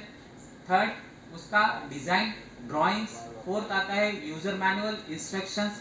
देन फिफ्थ आता है उसके रॉ मटेरियल का लिस्ट, उसका कंफर्मिटी। देन प्रोडक्ट का सेफ्टी वाइज जो टेस्ट है, इन हाउस टेस्ट रिपोर्ट या बाहर के लैब से जो टेस्टिंग करवाया है वो टेस्ट रिपोर्ट उसके साथ रहेगा। तो ये सब का आपको क्या करना पड़ेगा, प्रिपरेशन पहले से ही करना पड़ेगा। तो मैंने जैसे आपको बताया, तो अभी तो रजिस्ट्रेशन करना है, बट रजिस्ट्रेशन करने के बाद ये नहीं है कि आप उसके बाद वर्क करना स्टॉप कर देंगे। No, you have to start working on this parameters. ये टेक्निकल फाइल आप प्रिपेयर पहले से ही करके रखिएगा। अदरवाइज एंड में जब पोर्टल चालू हो जाएगा, जैसे सर ने बताया था कि मार्च के आसपास ये पोर्टल जब चालू हो जाएगा, तो जब पोर्टल चालू होगा तो आपका टेक्निकल फाइल प्रिपेयर ही नहीं हुआ रहेगा। ओके, तो इसके लिए ये पहले से ही प्रोसेस आप क्या करिएगा, चालू कर दीजिएगा। आपका करस्पॉन्डिंग HSN कोड देख लीजिएगा, उसमें HSN कोड के हिसाब से अगर स्टैंडर्ड अवेलेबल है तो वो स्टैंडर्ड के हिसाब से क्या टेस्टिंग रिक्वायरमेंट है, क्या रॉ मटेरियल की रिक्वायरमेंट है, उसके कंफर्मिटी के लिए आपके पास क्या है, प्रोडक्ट का डिजाइन रिक्वायरमेंट क्या है, प्रोडक्ट का स्पेसिफिकेशन क्या है, यूजर मैनुअल क्या है, इसके हिसाब से आप आपका टेक्निकल फाइल बना लीजिएगा। ओके, अभी एक जब हाँ मैं बता देता हूँ। तो ये रजिस्ट्रेशन विद BIS पे आप जब नेक्स्ट आएंगे, OTR में रजिस्ट्रेशन करेंगे तो ये ऐसा दिखेगा। देन यहाँ पे apply for registration, view registration, यहाँ पे क्लिक करेंगे। नेक्स्ट अप्लाई फॉर रजिस्ट्रेशन करेंगे तो ये आपका जो आपने यूजर प्रोफाइल पहले क्रिएट किया था वही यहाँ पे कैप्चर होगा। आपका नाम आ जाएगा, आपका कंपनी का नाम, एड्रेस, ऑफिस का एड्रेस वगैरह सब कुछ यहाँ पे क्या हो जाएगा, पॉपअप हो जाएगा। नेक्स्ट, उसके बाद आपको क्या करना है कि corresponding the address of a communication, जो आपका करस्पॉन्डिंग एड्रेस जिसके साथ हम कम्युनिकेट कर सकते हैं उनका एड्रेस वगैरह वो सब कुछ यहाँ पे डालना है। Then name of the contact person, email ID वगैरह ये सब कुछ डालना है। देन सेलेक्ट द मशीन, जो अभी ये मशीन कहाँ से, सबसे बॉटम में देख लीजिएगा, सेलेक्ट द मशीन। ये मशीन का लिस्ट कहाँ से मिलेगा आपको, तो OTR में जो मैंने आपको HSN कोड दिए थे वहाँ से मशीन का लिस्ट मिलेगा। तो उसके करस्पॉन्डिंग अगर आप मान लीजिए कि इंजेक्शन मोल्डिंग की मशीनरी के मैन्युफैक्चरर है तो यहाँ पे लिस्ट में वो नाम पॉपअप हो जाएगा, तो उसको आपको सिलेक्ट करना है। देन ऐड वैरायटी, अगर मान लीजिए कि आप बहुत सारे वैरायटी अलग अलग बना सकते हैं, कोई हो सकता है कि इंजेक्शन मोल्डिंग बना रहा है उसके साथ साथ ड्रिलिंग मशीन का भी मैन्युफैक्चरिंग कर रहा है, तो यहाँ पे सब कुछ क्या करना है, आपको ऐड करना है। सारे वैरायटी को सिलेक्ट करते हुए क्या करना है, सिलेक्शन करके आपको यहाँ पे सबमिट करके रजिस्ट्रेशन करना है। So this is the first step, you have to do the prior registration before applying to the license from the BIS। ये रजिस्ट्रेशन आपको करना है। अभी तक लगभग 200 लोगों ने हमारे साथ रजिस्ट्रेशन किया हुआ है जो सूरत ब्रांच ऑफिस के अंडर आते हैं टिल डेट। तो हो सकता है बहुत सारे मैन्युफैक्चरर है बट उससे ज़्यादा अभी तक रजिस्ट्रेशन नहीं हुआ, तो if you are manufacturer you can do the registration. Okay, तो जो मैंने आपको टेक्निकल फाइल के बारे में बताया था कि उसकी गाइडलाइन क्या है, कि टेक्निकल फाइल में रहेगा क्या। ओके, तो यहाँ पे देख लीजिएगा, the first thing is that the technical file is a critical document or set of documents required under the machinery and equipment safety regulation to demonstrate that machine or electrical equipment complies with the relevant safety standard and performance standard. So that is the definition of a technical file. अब technical file में क्या क्या component रहेंगे, तो first है the specified requirements as per applicable for the product. Second thing है कि इसका photograph. Okay, then manufacturers name and complete address. अब इसमें मैन्युफैक्चरर के including the location, plant layout of the factory, plant layout to indicate the manufacturing area, storage area, raw material area, components and finish product and testing laboratory. Fifth component आता है कि details for identification and traceability of a product. जैसे मान लीजिए कि आपके product के ऊपर ब्रांड नेम हो सकता है, ट्रेडमार्क हो सकता है, डेट ऑफ मैन्युफैक्चरिंग है, बैच नंबर है, जो आइडेंटिफिकेशन के लिए हमें आइडेंटिफिकेशन के लिए लगता है, that details should be there. Then the details of the design of the product including the drawings as applicable, seventh है कि आपका रॉ मटेरियल, जैसे मैंने आपको बताया था कि raw material including the components and details as applicable. Then report of a compliance of the product to the specified requirement, which may include the test report from the third party laboratory or manufacturer's own laboratory. तो मैंने आपको दो चीजें बताई थी. अगर आपके पास इन हाउस टेस्टिंग फैसिलिटी है तो आप आपका खुद का test in house test report submit कर सकते हैं, या नहीं है तो आपको बाहर के लैब से आपको क्या करना पड़ेगा, टेस्टिंग करके लेना पड़ेगा. Then the details of the in-house quality assurance measures. Then instruction for the use and maintenance, installation, safe operation of the product as applicable. And last thing is the any other product specific requirement as applicable. कोई product ऐसे हो सकते हैं कि जिसमें specific requirement उसकी हो सकती है ऑपरेशन के लिए, एसओपी के लिए, तो इसमें एस्पेक्ट कवर हो जाएगा. तो टेक्निकल फाइल में ये सारी चीजें होनी चाहिए. अब ये जब भी ओटीआर आ जाएगा तो इसका सर्टिफिकेशन कैसा हो जाएगा, मैं जस्ट एक ब्रीफ में बताता हूँ आपको. I will not go in much technical details. तो फर्स्ट है कि इसका इंस्पेक्शन फैक्ट्री इंस्पेक्शन होगा. ओके, तो during the inspection visit shall be normally consist of the 2 days. Generally ये 2 दिन की रहेगी. In case of Indian manufacturer, अगर इंडियन डोमेस्टिक मैन्युफैक्चरर है तो it will be of 2 days and 3 days in case of a foreign manufacturer. For each additional technical file, an extra man day may be assigned to the inspection visit. अगर आपके technical file, जैसे मैंने आपको बताया था कि type 1, 2, 3 ऐसे अलग अलग वैरायटी है, तो उसके हिसाब से अगर आपके टेक्निकल फाइल ज़्यादा है तो उसके हिसाब से अगर रिक्वायरमेंट होती है तो मैंडेज यानी कितने दिन का इंस्पेक्शन चलेगा उसका नंबर ऑफ वो इंस्पेक्शन का डेज बढ़ते जाएगा. Then depending upon the nature of the product and variation of or similarities, head of the BO may decide the number of mandates. जो हमारे हेड रहेंगे वो नंबर ऑफ मैंडेज कितने हो सकते हैं वो डिसाइड करेंगे. तो इंस्पेक्शन होने के बाद उसका आउटकम क्या रहेगा कि during the inspection and assessment of the contents of a technical file will be evaluation will be done. जो आपने टेक्निकल फाइल सबमिट की है उसका हम इवैल्यूएशन करेंगे.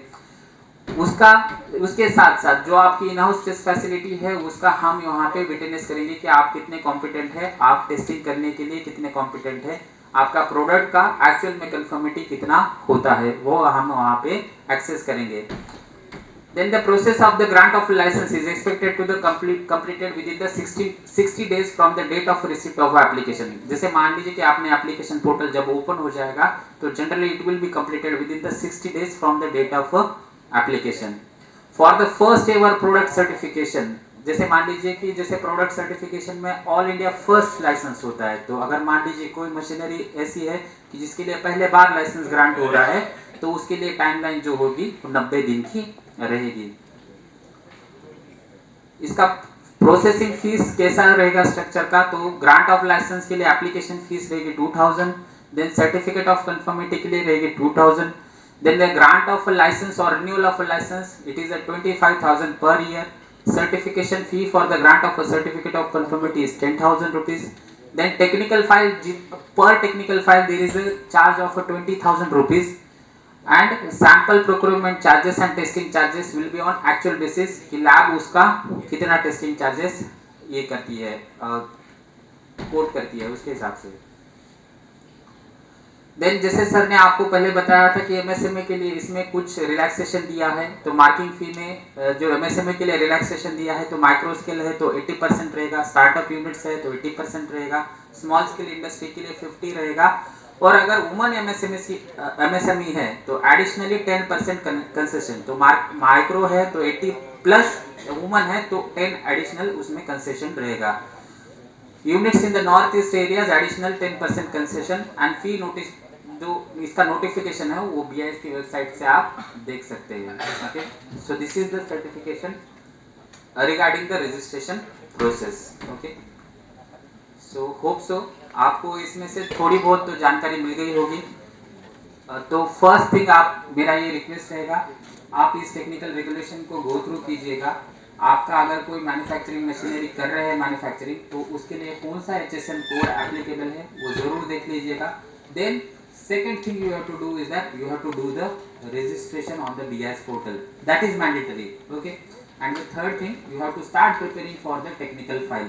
अगर आप अभी से स्टार्ट नहीं करेंगे तो हो सकता है कि 28 अगस्त लगता है दूर है बट प्रिपरेशन करते करते ना वो 20 अगस्त तो वो ना सामने आके रहेगा, तो लास्ट में आप बोलेंगे कि सर हमारा तो 28 अगस्त आ गया, अब हम क्या कर सकते हैं, तब कुछ नहीं हो सकता है। और एक मिनट, एक बहुत इम्पॉर्टेंट अनाउंसमेंट है स्पेसिफिकली जिनमें क्वालिटी कंट्रोल ऑर्डर ISI वाले हैं, जो लोग ऐसे हैं जिनके प्रोडक्ट ऑलरेडी BIS सर्टिफिकेशन में कंपलसरी में आ गए हैं, उन्होंने मतलब वो नहीं बताया था कि उसमें पेनाल्टीज क्या हैं, तो वो ज़रूर जानना ज़रूरी है।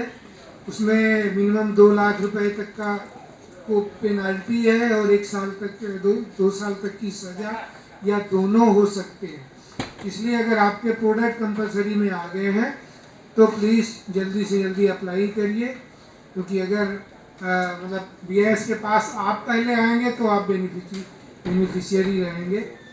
BIS को आपके पास इंस्पेक्शन के लिए आना पड़े, किसी और काम के लिए नहीं। और हमने डिनर की व्यवस्था की है, इसलिए प्लीज़ जाइए नहीं, लोगों को डिनर करके जाइए। कोई प्रश्न है आपके तो पूछ सकते हैं। ठीक, थैंक यू धनराज जी। जो आपका सेशन रहा वो इंडस्ट्री के लिए बहुत महत्वपूर्ण रहा। इसके बारे में जो इंडस्ट्री के जो भी हमारे पधारे हुए इंडस्ट्रियलिस्ट हैं, कोई भी क्वेश्चन आंसर कोई भी सेशन में होगा तो प्लीज़ कन्वे कीजिए।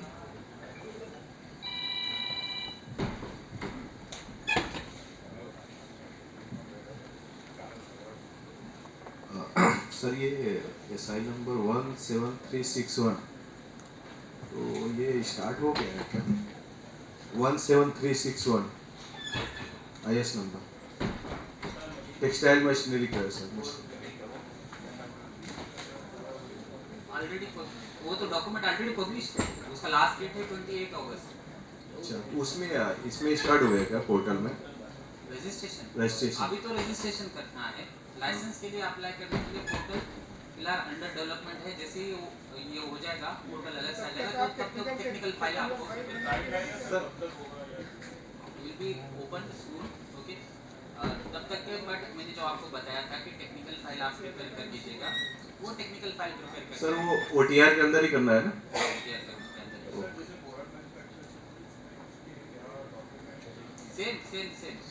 सेम रहेगा जो मैंने आपको पहले बताया था कि डोमेस्टिक है तो 2 दिन का विजिट रहता है। जो टेक्निकल जैसे मशीनरीज है तो उसका फिर वो टेक्निकल स्पेसिफिकेशन नहीं आएगा या सब कुछ आएगा टेक्निकल फाइल में, उसका टेक्निकल स्पेसिफिकेशन आएगा, उसका टाइप आएगा, मॉडल नंबर आएगा, सब कुछ आएगा, सब कुछ आएगा जो डोमेस्टिक के लिए एप्लीकेबल है। नहीं, उसके अलावा अदर देन कोई गवर्नमेंट डॉक्यूमेंट्स कुछ देना है जैसे? हाँ, उसका मैंने आपको बोला था कि मशीन मैन्युफैक्चरर का नेम, एड्रेस, वो सब कुछ उसमें आता है टेक्निकल फाइल में।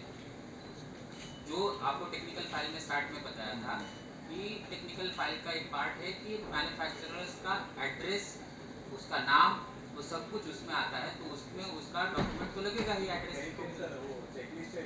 इसमें कोई चेकलिस्ट है फॉरेन मैन्युफैक्चरर के लिए, ये डॉक्यूमेंट्स है जैसे लाइक इंडिया में उस चेकलिस्ट के अलावा मेनली ये है कि फॉरेन मैन्युफैक्चरर को एक अपना ऑल इंडिया रिप्रेजेंटेटिव भी नॉमिनेट करना होता है, जो उस कंपनी के बिहाफ पर साइन करेगा, उसका फॉर्मेट वगैरह वो सारा मिलेगा उसको। क्योंकि हाँ सर, इसी प्रश्न को आगे बढ़ाते हुए तो मुझे ऐसा लग रहा है जैसे टेक्सटाइल मशीनरी में मान लो QCO पोस्टपोन हो भी जाता है तो भी ये OTR तो लागू हो ही जाएगा। So for that itself would be a hurdle for the exporting companies to textile machinery में OTR ही है, QCO अलग से नहीं आया। OTR itself is also a QCO। हाँ, मैं वही बोल रहा हूँ। OTR itself is a QCO, ये अपने आप में QCO ही है।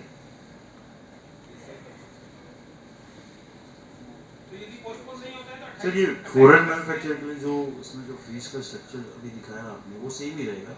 आपने BIS की वेबसाइट पे जाएंगे हाँ। तो उसमें फॉरेन मैन्युफैक्चरर के लिए ना अलग से सेक्शन दिया अच्छा। हुआ है, वहाँ से जाके आपने check foreign manufacturer certification scheme, उनकी थोड़ी कुछ extra requirements fee, marking fee वगैरह सेम रहेगी, लेकिन जैसे उन्हें जो यहाँ से जाएंगे ऑफिसर विजिट के लिए, उनके आने जाने के एक्सपेंसेस, उनके वहाँ स्टे के एक्सपेंसेस, पर डाइम वगैरह वो सारे अलग रहेंगे। शायद कुछ बैंक गारंटी भी रहे।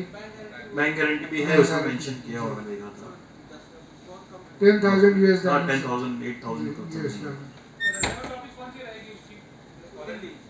वहाँ एप्लीकेशन उनकी वहाँ सबमिट होगी। जो यहाँ मैन्युफैक्चरर लोकल है वो कंसर्न ब्रांच ऑफिसर में होंगे।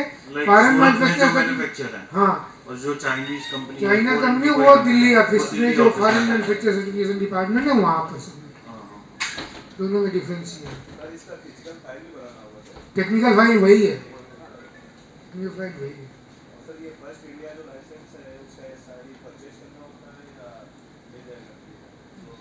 आईएस नंबर जितने हैं, अगर डुअल नंबरिंग वाले, इसमें काफ़ी सारे देखेंगे तो डुअल नंबर, आईएस नंबर भी है, आईएसओ भी लिखा हुआ है। तो जिसमें डुअल नंबरिंग वाले हैं वो परचेज करना है ऑनलाइन, और जो सिंगल आईएस नंबर है वो आपको फ्री ऑफ कास्ट मिलेगा। लेकिन वो वेबसाइट से ही डाउनलोड, क्रेडिट कार्ड या इंटरनेट बैंकिंग से आप डाउनलोड कर सकते हैं, इवन परचेज वाले भी। तो वो सारी कंपनीज को ही मतलब परचेस करना पड़ेगा। हाँ, वो तो आपको जो एक स्टैंडर्ड करके चाहिए, जो स्टैंडर्ड चाहिए वो आप अपने हिसाब से परचेज करें।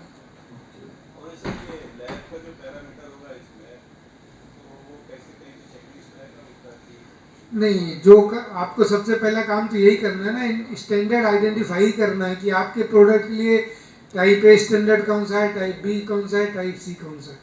उनमें ऑलरेडी टेक्निकल रिक्वायरमेंट्स, स्पेसिफिकेशंस, वो सारी सेफ्टी को सारे प्रोविजंस दिए हुए हैं, तो वो कंप्लाई करना है।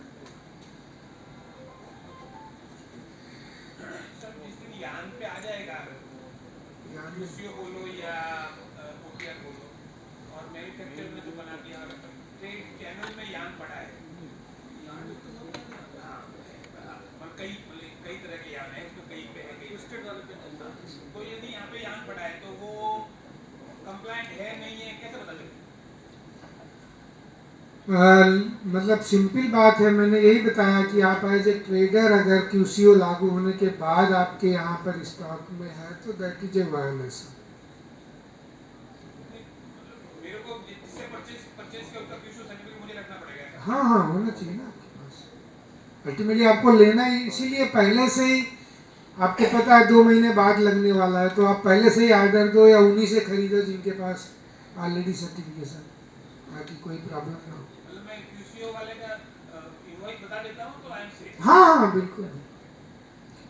सर ये BIS जो अपनी वेबसाइट है उसके अंदर HS कोड से हम लोग को पता चल जाएगा कि इसके अंदर QCO आया है या नहीं आया है। नहीं, 2 चीज़ें हैं। पहला चीज़ तो ये HS कोड वाला जो है सिर्फ OTR में दिया हुआ है, OTR में, ठीक है। बाकी सारे प्रोडक्ट के जो QCO हैं उनमें इंडियन स्टैंडर्ड प्रोडक्ट का नाम के हिसाब से है, वहाँ HS कोड नहीं है। उससे HS कोड नहीं है, वो आपको प्रोडक्ट के नाम से और इंडियन स्टैंडर्ड का पर्टिकुलरली पहला जो क्लास होता है, स्कोप क्लास होता है, उसमें डिफाइंड होता है कि ये इंडियन स्टैंडर्ड क्या क्या प्रोडक्ट, उस प्रोडक्ट के लिए कौन कौन से चीज़ों के लिए एप्लीकेबल है, तो वो वहाँ से होता है। HS कोड के साथ अभी दूसरे QCO लिंक नहीं है।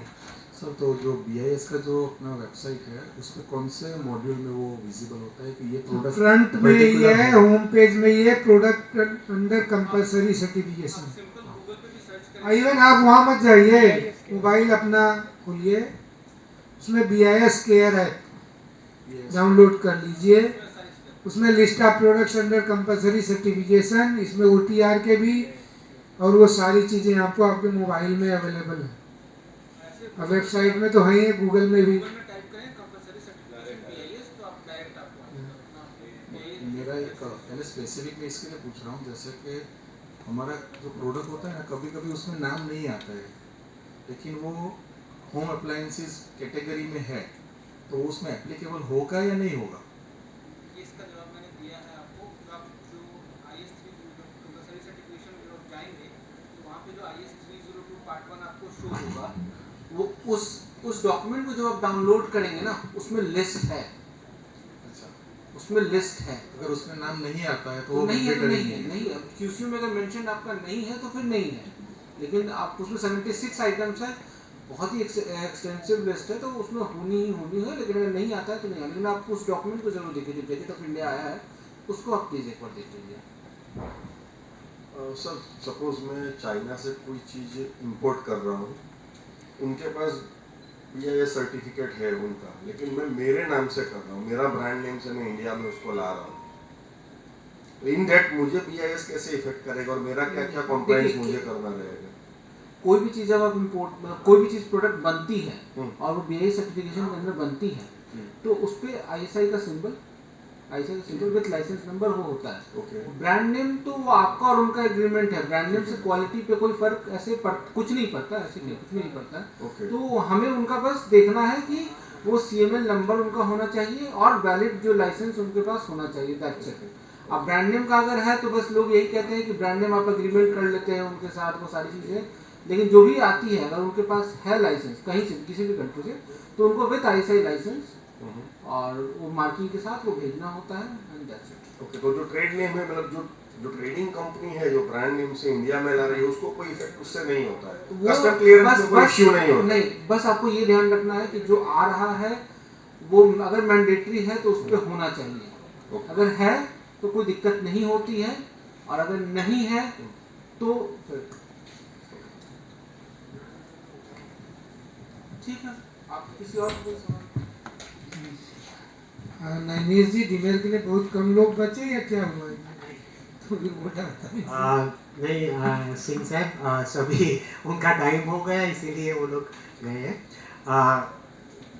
अभी तो ये जो सेशन है बहुत ही अच्छा रहा, और ये सेशन लॉट ऑफ थैंक्स के लिए हमारे चैम्बर के ही बहुत सीनियर और ग्रुप चेयरमैन जो अनिल भाई शरावगी को मैं विनती करता हूँ, और सिंह साहब वो लीगल एक्सपर्ट भी है और आज हमारे सेशन में उपस्थित रहे हैं, तो मैं उनको विनती करता हूँ कि वोट ऑफ थैंक्स का है।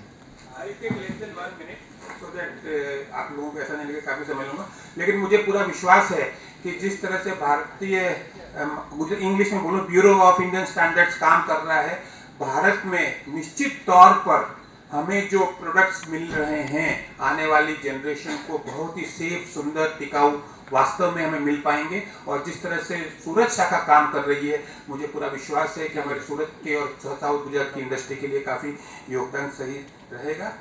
श्री SK सिंह साहब, कुंजन कुमार आनंद जी और धनराज कराट साहब ने चैम्बर के साथ इस कार्यक्रम में सहयोगी हो, उसके लिए हम आपका खूब खूब शुक्रगुजार हैं। और आप सब ऑडियंस आए, मुझे पूरा विश्वास है कि आपको इस कार्यक्रम से काफ़ी फ़ायदा हुआ होगा, और आप निश्चित तौर पर कंप्लायंट बनने की कोशिश कीजिए ताकि हमें चैम्बर की हमारी जो विभावना है वो भी सही हो सके। Thank you very much. Please join us for the dinner.